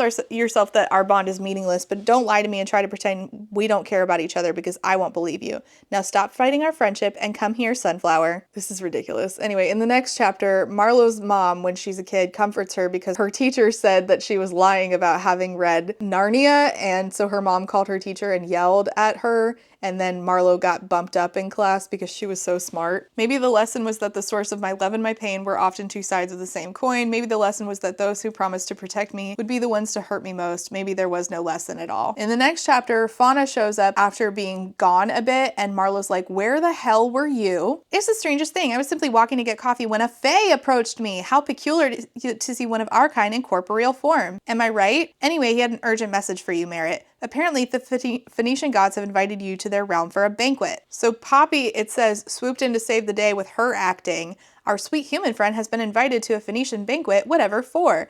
Again, I'm confused. So now they're acting, they're saying these things out loud, but previously they were saying the things out loud that were like, I don't know, I don't understand. So they're like, okay, you and Fauna are gonna go to the banquet and then we will come later. They talk about how Marlow is a polyglot because she speaks 3 languages and reads 4. I don't know why I need to know this. It does not have anything to do with this book at all. They have this conversation about names again because Hades and Persephone are going by Poppy and Dorian. Marlow had already thought previously, well, I wonder if Persephone is a name that was just given to Persephone by Homer. And then she's like, you know, where do you get your names? And then basically Persephone, like, it's like 3 chapters later that Persephone like validates that and says, well, where do the names come from? Homer. It's like, but we already did this. Why are we wasting time when we could be using this time to give actual answers that make sense? So Fauna and Marlow hop, skip, and jump over to the Phoenician realm where they are come upon immediately by a sandstorm. Then they get to the Phoenician palace or whatever. They're taken inside. They're separated. Oh, Fenrir goes with them. Apocalypse Dogs goes with them. And they pass him off as Marlow's dog. They lock Marlow and Fauna up in a room and separate them from the dog. Fauna flips the out. Marlow's like, we'll be sunflowers together, no problem. So they are locked in a very nice hotel room that has no exit. And then chapter 21 happens, which is an entire chapter dedicated to telling us how one time Marlow, when she was a kid at 11 years old, was invited to the a rich girl's house for a play date / sleepover. And her mom said, I once knew a girl who went to a sleepover and the other kids made her drink pee, which was probably her own mom. Like Marlow's own mom, Lisbeth or whatever. So she's like, Marlow, when you decide whether or not you want to stay the night or not, if you want to stay, you call me. But if you want to come home, don't call me and I'll know to come get you. And really this is like a safety precaution, right? The way that we're bridging this is that like Marlow is stuck in a room and now she's also going to get stuck in a room. But I don't feel like this chapter really justifies itself as like this is the overarching theme. What ends up happening is that there's a house in the woods near this rich girl's house, and the other girls all team up to like trick Marlow into going inside, and they lock her in the basement of the house. Caliban comes to her and she assumes that he's still a figment of her imagination at this point. Well, this is the first time that he might have talked to her actually outside of, you know, hanging out with her as a fox. So he tells her, all right, you know, you're not going to have any light. You're going to need to hang out in this house until your mom comes to get you, but you need to get out of the basement. So we're going to go upstairs, but you cannot look around. So just close your eyes. He carries her up the stairs. She's asking him, are you real? She's asking, you know, why would these kids do this to me? She asks him, what's your name? And he says, you don't need me yet for a few more years. Enjoy your time in the forest and playing with the fox in the woods. I guess the reason that Caliban smells like the forest is because he shows up in the forest. I just feel like even so, he's a demon, so shouldn't he smell a little demon-y? I just want to know what a demon smells like. But the whole, you don't need me yet. I'm like, need you for what? All you do is show up and make her think that she's losing her marbles. She thinks that she's mentally ill because of you. What did she need you for? So she sits there and imagines stories until somebody comes to get her. Maybe if my imagination was this good, I'd be able to share it one day. I could write stories about mean girls and a brave heroine. I wondered if my story would have a lion eat them, or a bus hit them, or a sickness sweep over the school where they all threw up so much that their stomachs ended up outside their bodies and on the floor. I'd make the popular girls unimportant. Everyone would realize that the uncool girl was interesting, pretty, and fun. Chelsea would not have friends or happy lives, Chelsea and the other girls, because they knew the heroine was the true best person in the world, and they were wrong and remorseful for hurting her feelings and treating her like zombie food. And she calls them bitches. And so policemen show up, her mom shows up. She has to go to the hospital, get shots for rabies and tetanus, and it turns out that the house actually was a drug den and there were 2 dead teenagers below, and that's what Caliban didn't want her to see. Chelsea's mom was furious. Even McKenna's mom was in agreement. I was the victim. And then from then on, those girls treated her like she was invisible, and she had to change schools. She has another conversation with Fauna where Fauna's like, yeah, I'm bad, but also I love you, and talks to her about her family, saying, you were right to set boundaries with your family. Your mother is awful to you. They shouldn't be in your life, and yet I think it's uncomfortable for you to reconcile that 2 things can be true. That was Aloise's point, right? Maybe your parents are terrible and you don't need to be around them, but simultaneously they do love you. And I'm like, what is the point of this? Yes, evangelicals are convinced that they have not only love for their children, but they actually have a monopoly on what love is, because they believe that they have monopolies on joy, love, faith, peace. I just don't really know what this book is saying. Wow, fundamentalists have a warped sense of love that they believe is the only kind of love. Like I know this to be true. They do love you. Do they? I mean, in their version, sure. But is that really worth anything? No.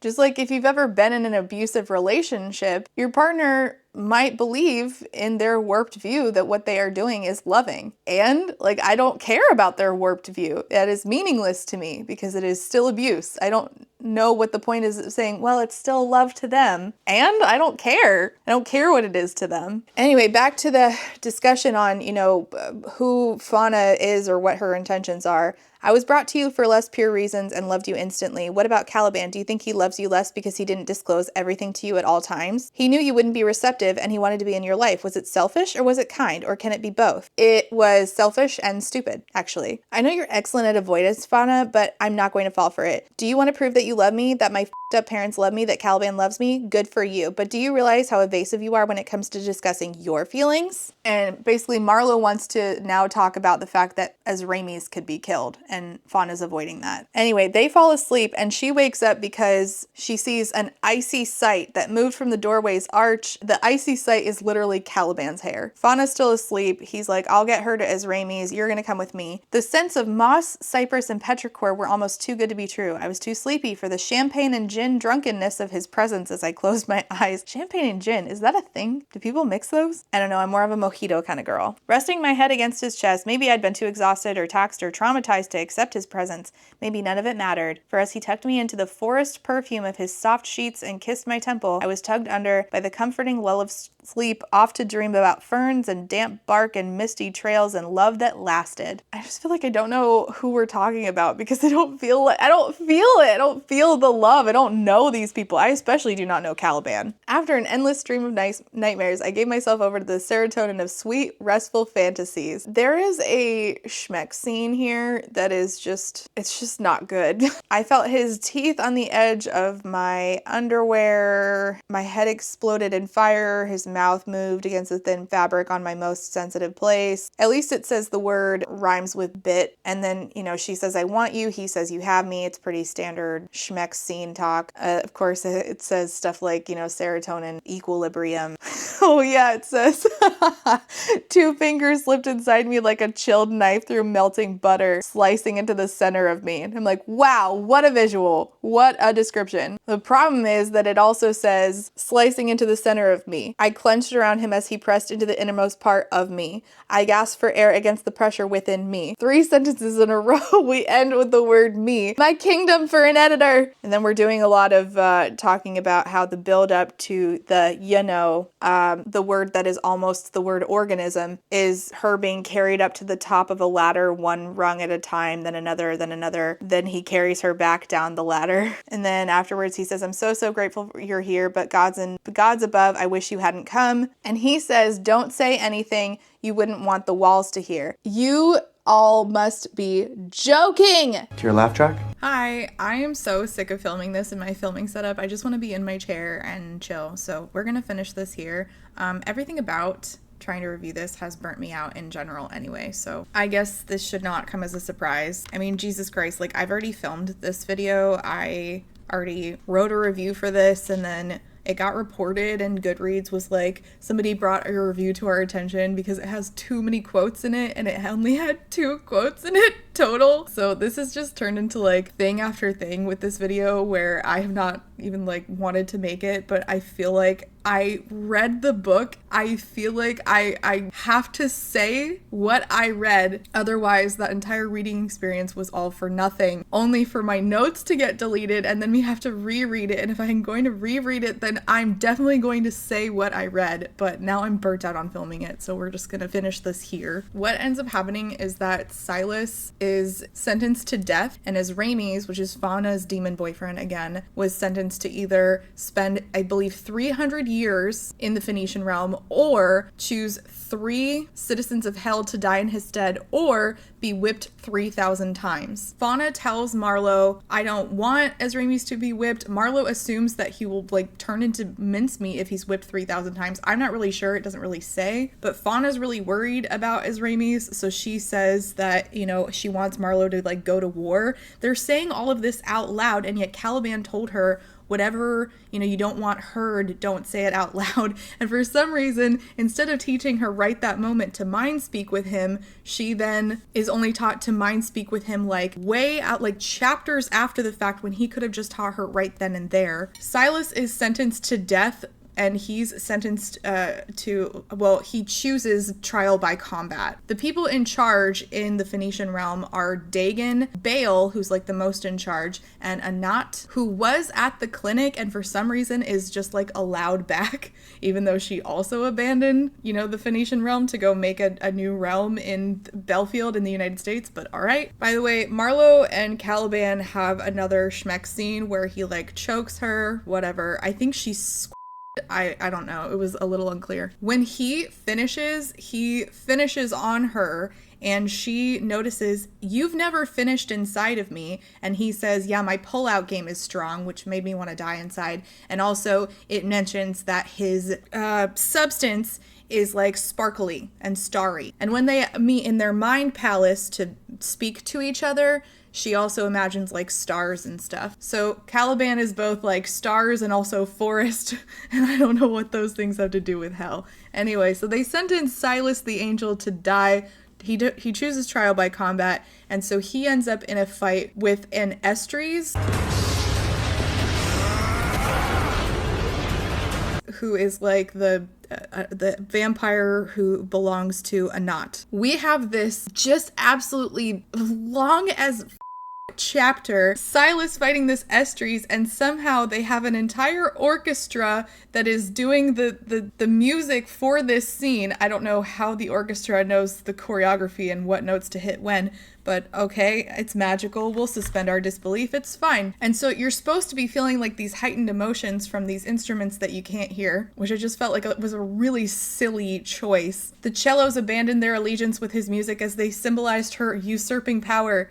She was given a symphony, he a drum, and the relentless bass notes. He was alone, she had it all. Caliban's mind speaking to Marlow while she's freaking out because Silas is getting his angel ass kicked. They tied back his wings, they took his magic. This Estrid's vampire thing is absolutely pummeling him. She's like, Caliban, he needs our help. He keeps telling her to wait. And she feels like she owes Silas. It almost felt like she was starting to feel romantic feelings towards Silas, even though he's off the page for like 90% of this book, and he was barely in the last book. But she says, if Silas died, a part of me deserved to die with him. And I'm like, girl, why? She's mad at Caliban, saying, you told me he wouldn't die. You told me to trust you. Meanwhile, Poppy and Dorian, Hades and Persephone, as well as Estrid and Ella, have shown up. And they're like, oh, we just thought that since other people were coming from other pantheons and stuff, that we would join in. I heard there was a party. Well, Estrid sees that Silas is getting his ass kicked, and he's like, not doing so hot. And she says, I cannot stand idle as you cast a death sentence on one who has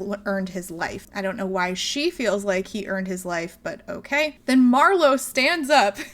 This insignificant human, stands up in front of all of these beings from all of these different pantheons and says, I have something to say. Now, this is really interesting that she's allowed to do this because Estrid herself, who just spoke earlier, says that she has been to the Orishas and looks at Marlow and says, sorry, Marlow, you can't go. It's a closed pantheon. And at this point, I was really, really confused because the Orishas are worshipped by a few different, like, interconnected religions. And one of them is the Brazilian religion of Umbanda. And Lou, my friend from Brazil, is a practitioner of Umbanda. So I asked her, what is a closed pantheon in regards to the Orishas? Lou said, Candomblé and Umbanda in themselves are not closed practices. There are things within it that are closed, and you only get to know when you're initiated, but the faith itself isn't closed. Dare I say, not even in Nigeria, the Orisha cult is closed. There are a significant amount of Brazilian people who move there to get initiated. I don't know how it works in Cuban Santeria. And I said, what's the difference between closed pantheon and closed faith and closed practices? Is there any difference? Is closed pantheon even a thing? And she said, I don't think I know. Closed faith is when you have to be a specific person to participate. I said, that makes sense. She said, like, I can't just come up to indigenous people and say, hello, I'm now a part of you. And I said, yeah, that makes sense. I've never heard the term closed pantheon though. And she says, me either. Umbanda and Candomblé are open faiths with closed practices. And I said, like, I don't practice Umbanda, but as we know, I give offerings twice a year to Yamoja. I take white roses to the sea. She said, anyone can join, but certain things can only be done after initiation and rituals. Yeah, like you can do that with bringing white roses to the sea, and that's fine. But let's say, for instance, you went to an Umbanda temple. You can only touch the altar if you're initiated and has at least 3 years in temple and has your Ori crowned. At least that's how it works in mine. The Orishas in themselves are a weird pick for this because the whole point is that you get to meet them. Candomblé, Umbanda, or in Nigeria, in Candomblé and Umbanda, they don't speak, but in Nigeria they do. And I said, who gets to meet the Orishas? She said, regular people. The point of the trance is you get into is the Orisha is in the body of the person at that moment. And I said, just anyone, a non-practitioner? And she said, yes. Lou has a really good video on Skin of the Sea where she talks about her religion and different Orishas, specifically Ishu, if you want to go watch that, by the way. Anyway, the point is,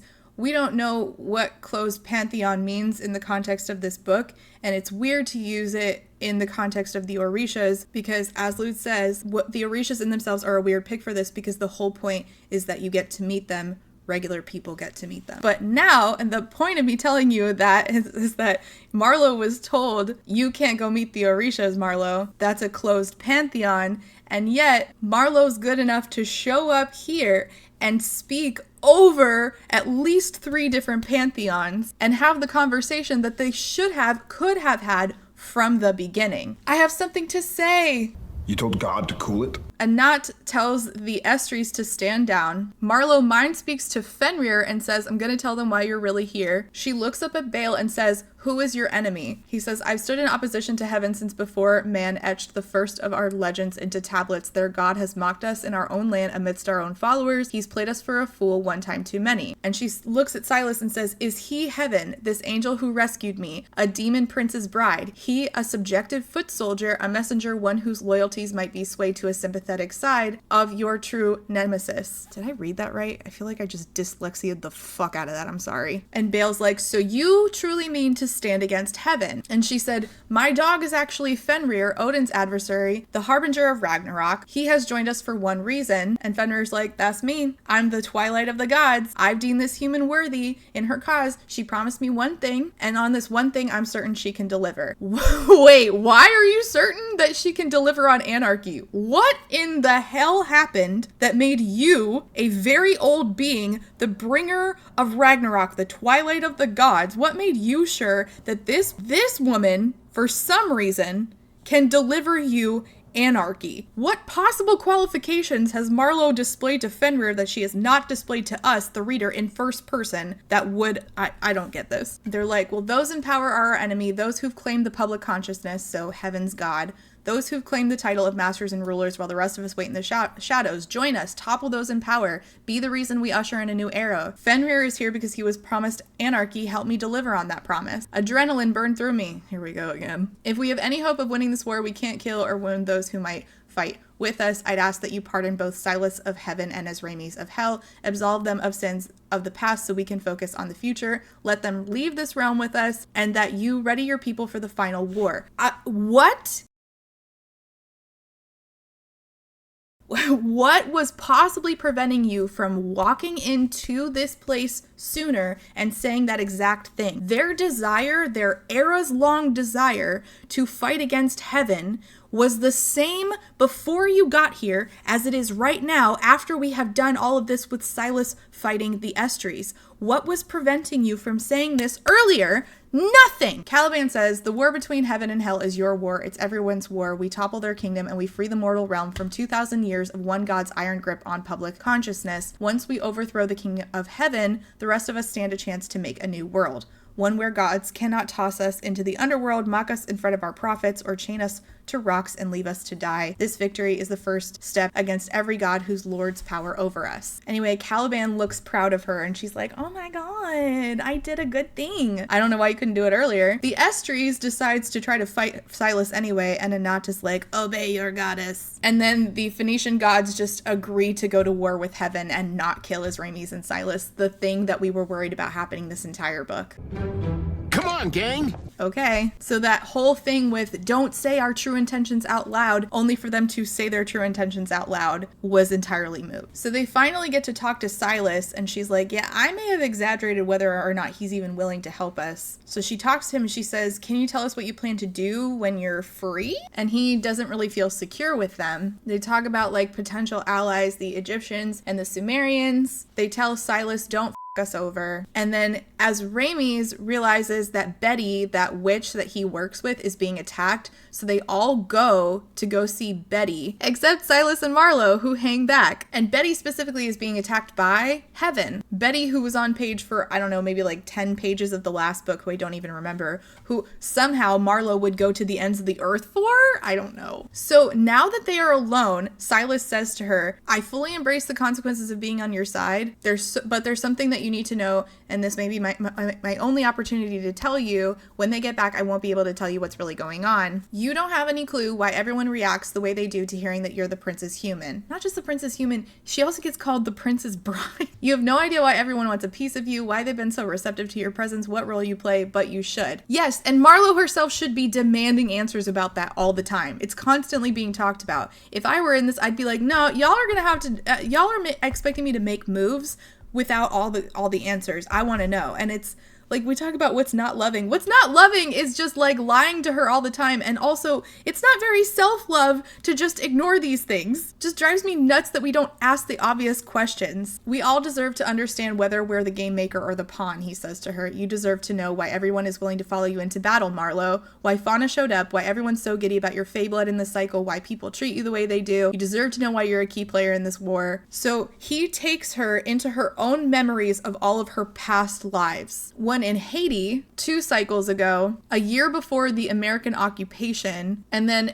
another cycle in China in 1850. And she's realizing that there, in every cycle, that she is a worker. And also she keeps seeing this fae pop up. She's the entity following your friends in Argentina. In this cycle, she was in Argentina, and she saw a memory of when she met the girl who introduced her into work in this cycle as Marlow. There was actually a fae there, and she didn't know until now when Silas showed her that memory. And in every cycle, a fae, or this fae, I guess, as Marlow puts it, steers the path so that I've been a goddamn whore all of my cycles. Is that why I'm here? F you for doing this to me. Get me the f out of here. Are you trying to say Caliban did this? Why would you show me this? He didn't do this, Silas says. He's here. He was there in Haiti. You know he's been with you for endless cycles. Then what? He stood by and watched? Fae have been pushing you toward this path in every cycle. Whenever a pantheon identified the prince as human, it was only a matter of time before some fae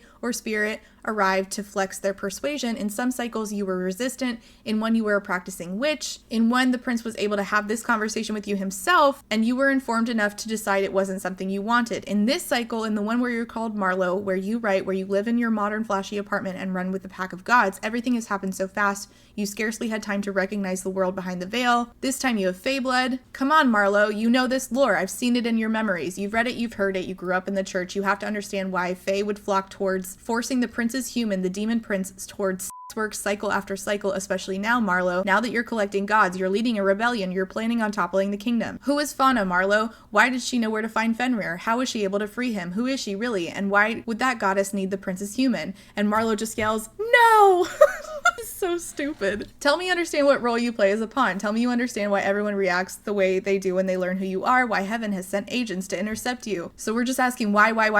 Here's my question. How did Marlow not put the pieces together sooner? We're told she's smart. She's smart enough to write multiple books. She's smart enough to hold her own in conversations with Caliban. Why did she not put these pieces together sooner, especially when literally everybody who comes on page is hinting at this? Come on. Every thought emptied from my head, draining from my ears, and dribbling on the ground. The thoughts were dribbling on the ground. I went perfectly still. She realizes that Baal knew who Fauna was, and they all knew who they expected her to become, Marlow to become. I understood her true name in that moment, and it broke my heart. Jesus was born from a virgin. The lore says the Antichrist will be born of a whore. So in the next chapter, she says, why were you the one to show me this? It wasn't Caliban. It wasn't Israemis. Everyone knows, heaven knows, you were the one that told me why. And we do not get a sufficient answer for this whatsoever. She said, so what happened? What was heaven planning to do if they couldn't keep me from giving birth to a hellspawn? And he's like, well, they would have killed you. Heaven can't let hell have their champion. They fuck with your fate, just like every pantheon who can get their hands on you fucks with your free will. And Caliban just lets it happen. Yes and no, Silas says. He went on the sort of killing spree that ancients wrote ballads about. His hands are stained with the blood of gods and fae and men. Accords were struck, promises were made. Yes, okay, fine. All of this happened, and I'm just learning about it now at the end of book 2. This would have been really juicy to know and take with me throughout the reading process. And instead, I've been kept in the dark for 2 books, only to be left completely unsatisfied. So they're talking about Fauna, and he says, when Fauna arrived, it became perfectly clear how much higher the stakes were in this cycle of yours. This was what Fauna was born into the world to do. She saw her shot at fulfilling destiny. Marla says, I'm so fucking fragile and broken that all she had to do was trick me into thinking she cared about me. You're barreling towards a prophecy without even realizing the role you play in this war, Silas says to her, and that's not fair to you, to anyone. She says, but you don't care about me. And he says, no, I didn't care about you. And I'm like, since when do you care about her? We have barely hung out with Silas. It just seems like consistently what we know is that everybody becomes obsessed with Marlow immediately upon meeting her. Ella loves her. Hades and Persephone love her. Silas loves her. Israemis loves her. Fauna loves her. Her friends love her. And she doesn't spend any time with them. Like, people just love Marlow. And I'm like, but why? Where is that on the page? Convince me too. Get me to agree with them. So they decide to go to where the rest of them are, Israemis, Fauna, and Caliban, to the witch Betty's house. Whatever happened to the super duper awesome coven?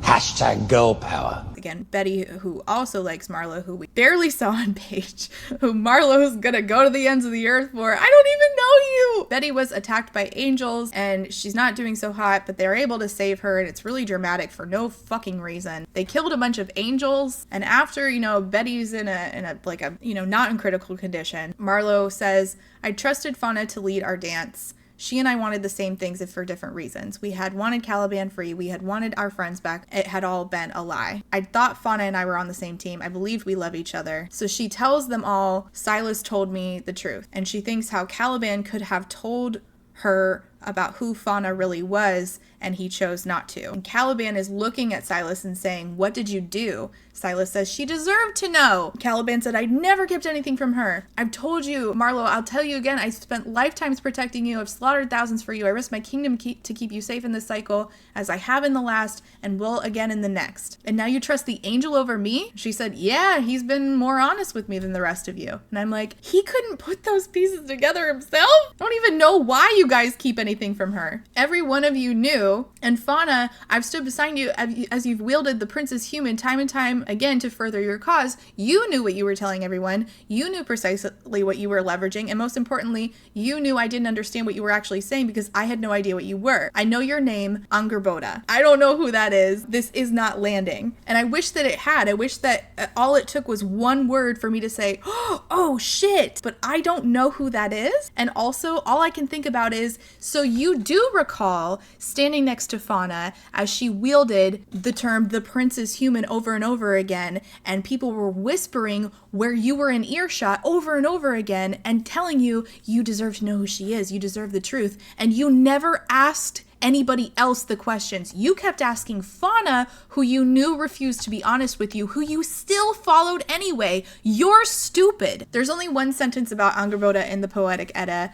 Some lore said you were married to Loki, some said you had children with him, but you got a centaur for the plot sometimes. Isn't that what you said? All of the stories underscore your one and only purpose. That's how you knew where Fenrir was. That's how you were able to set him free. Some lore says you're his mother, but the other stories got it correct, didn't they? You were his keeper until the end times. Oh, so it does confirm she's not his mother. Got it. I swear, Fauna says, you don't know what you think you know. Please listen to me. Okay, now you're talking. Why didn't you say anything? And the thing is that this is all going to get wrapped up in a simple conversation in the next book that's going to take until like the very end to get to, probably. How completely unsatisfying. And for what? You were designed for Ragnarok. You're one line. That's why you exist, right? To bring about the end of the world. And here I am with Nordic blood. Lucky you. At long last, Fauna found her golden ticket, a use for her apocalypse dog, a conduit for her motherfucking chaos. You know how hard it is to make a feel used? Congratulations. You used me. I thought you loved me. And they're like, what? You stand with heaven now? And she's like, I will never stand with heaven. But Silas isn't standing with heaven either. And at least you know heaven is your foe. I thought Fauna was my friend. I'm beginning to wonder if I've ever had a true ally. Caliban had so many opportunities to tell me in the Canaanite pantheon, and he'd remained silent. Pantheon? Wouldn't you say realm there? Are we using pantheon as place and not just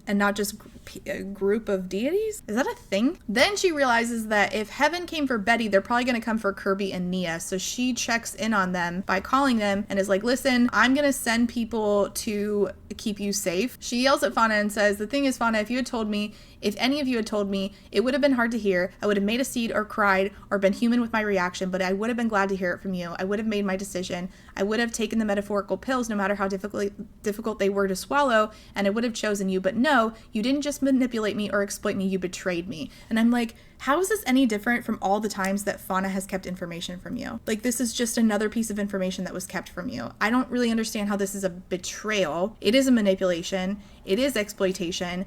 But that has consistently like been the norm, is that these people are hiding things from you. So like, how is this any different and therefore constitutes a betrayal? She's like, I would have chosen all of you. So she's leaving with Silas, and Fauna's like, no, Marlow, don't go. Caliban says, let her go. She calls Nia and says, I need you to rebuke all angels and like accept the demons into your life to come save you. So in the end, she says to Silas, you're an angel without a kingdom. I'm a girl caught in a myth. Maybe we're both orphans, but right now I need you as much as you need me. Help me protect Nia and Kirby. And if you don't, then you're no more my ally than the ones who lied to me. She says, as far as I know, you've never dealt with me before in this cycle. I trust you with who I am right now in this lifetime. That includes the friends I have right now, the loved ones I have right now. He says, yeah, you're the only version of you that I've ever known. She says, Fauna said that this cycle is the cycle, but not for the reasons that they think. And I agree with that. This cycle matters more than any other because my eyes are fully open. No one is in the dark this time. And I'm like, again, there is absolutely no reason why they couldn't have told her this information. In fact, from like page 1, book 1, I don't know why we kept anything from Marlow. She says, so come with me as someone free, someone who wants to help the world be better. And he says, and what? Help you give birth to the Antichrist? And I'm like, oh no. She says, we're positioning ourselves against the highest gods for the most valuable thing of all, free will. First we save them, then we figure out what the hell we're going to do with the realm. The lore always said, oh my god, this is the cringiest way to end this book. The lore always said the Antichrist would be born from a whore. It will be. Get ready, Angel. The Antichrist is the catalyst for the end of the world, and I'll be damned if I've been shoved into being the vessel for a goddamn baby. Consider this my rebirth. Here the I am. Marlow is the Antichrist because she birthed herself. As someone who deconstructed from the same religion as Marlow, this book is such a disappointment because I want urban fantasy that puts us face to face with the players that I was of the faith that I was a part of, or at least like lets us grapple with Marlow's religious trauma, especially more so in the second book. And we did basically none of that, and I was so bummed. The mom never even showed up on page, and that's the part that I really liked about the last book was how painful that was. The closest we got to what I wanted out of this book was that flashback on the 4th of July where she's talking to Caliban about how she misses the security of faith. And that conversation was just so fleeting. And I was like, no, don't leave me.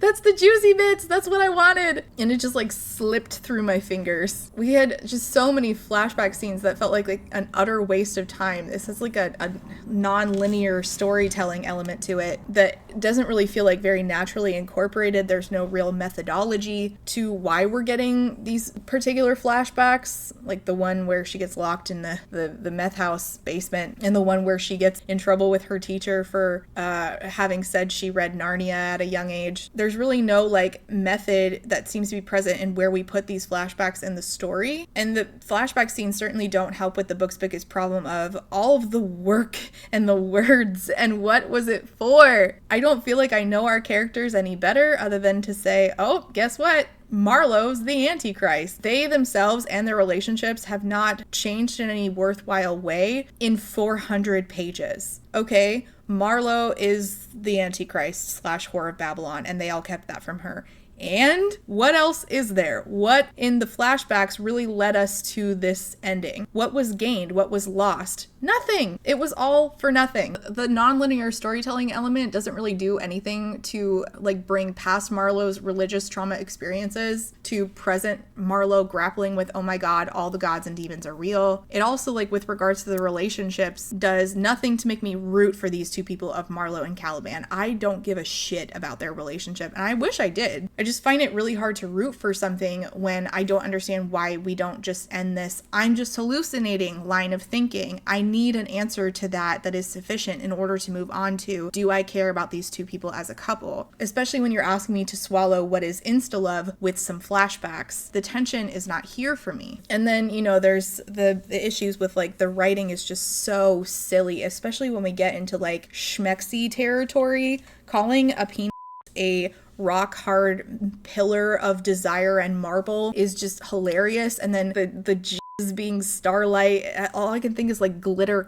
And then the line about my precious organ was too pickled in serotonin to ever experience heartbreak is just so stupid and laughable. The time spent on that conversation between her and Aloisa of, well, it's a lie to say your mother doesn't love you because her terrible twisted form of love is still love. I don't understand so much of what we did. And again, just getting from point A to point B should be like one step, and instead we went several, and none of it made any sense. It's not justified by the end. There's no real reason for it. And again, it is so utterly unenjoyable. Que livro Harim. I don't know what else to say.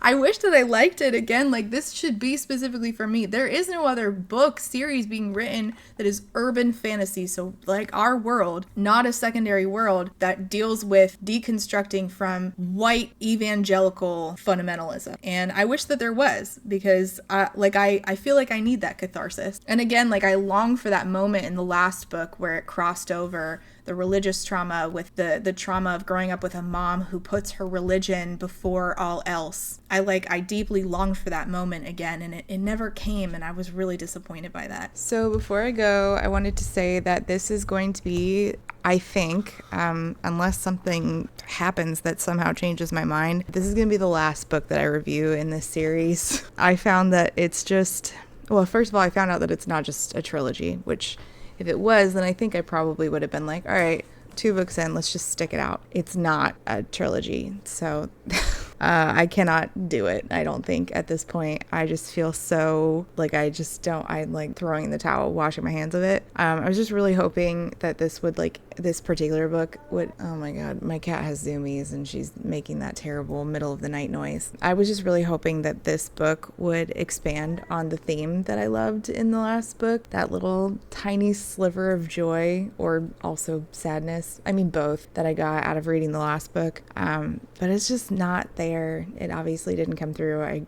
gave this book an even lower rating than the last one, but the more I sit with that disappointment, the more it just grows, and I just like yearn for an urban fantasy that is set in today's world in like the 2020s and has a main character who has religious trauma, and that comes from, you know, growing up with a very religious mom who espoused this particular religious belief. And this series obviously is just not going to deliver that for me. And what it is delivering is so dull. And this book drained me in a way that a book has not drained me in a long time. So I think I'm calling it, maybe someday I'll find the deconstruction book of my dream, but this couldn't even manage to be like the deconstruction book that I would say, this is mediocre, but if you need it for catharsis, it's there. This isn't even cathartic for me anymore. So throwing in the towel. Thanks for listening. Goodbye. That was The Fox and the Falcon. I know who the fox is. I do not know who the falcon is, because falcons, I don't believe, have white wings, and it got confirmed that Silas does in fact have white wings. So if he's the falcon,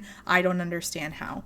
If anything, he's a snowbird, but I guess that doesn't start with an F like Fox does. I mean, I still don't really understand who the dragon is in the last book. I don't know. We're just throwing out non-human things, I guess. I don't fucking know. All right, I'm burnt out. I'm tired of talking about this book. If you made it this far, I guess leave a bird down below, or an angel. I don't fucking care. When one of y'all finally writes an urban fantasy that does deconstruction from evangelical Christianity, can you let me know, please? Because I would like to read it. Thanks so much for watching. Comments and questions go down below. Like and subscribe if you want to. If not, it's fine. No hard feelings. I don't get as hung up on things as Marlow does when people don't like her book. Justice for Estrid. All right, see you next time. Bye. And before I go, I have to say thank you for being a friend to my Therapy Bills patrons, and those are Alexander, Andy Mason, Ashley H, Astra, Barry B, Call Me Kodiak, Choco's Homesick for Taiwan, DJ Rocktopus, Ellie, Emerald Dodge, Eric D, Jade L, John E, K, Kaleno K, Katie Ann, Quinn, Lady Kittybug, Lady Chips, Lemon Jelly. Y'all put food in your name, and I'm always doing this at lunchtime and I always get hungry. Lex, Other Lex, Lily, Mataraptor, Megwin Rose, Melissa, Minby, Mixer Boneless, Alice, Peggy Lou, Rain, Reese, SJ, Scarlet, Samar, SMK, Spoopy, Steph B, 3 raccoons in a trench coat,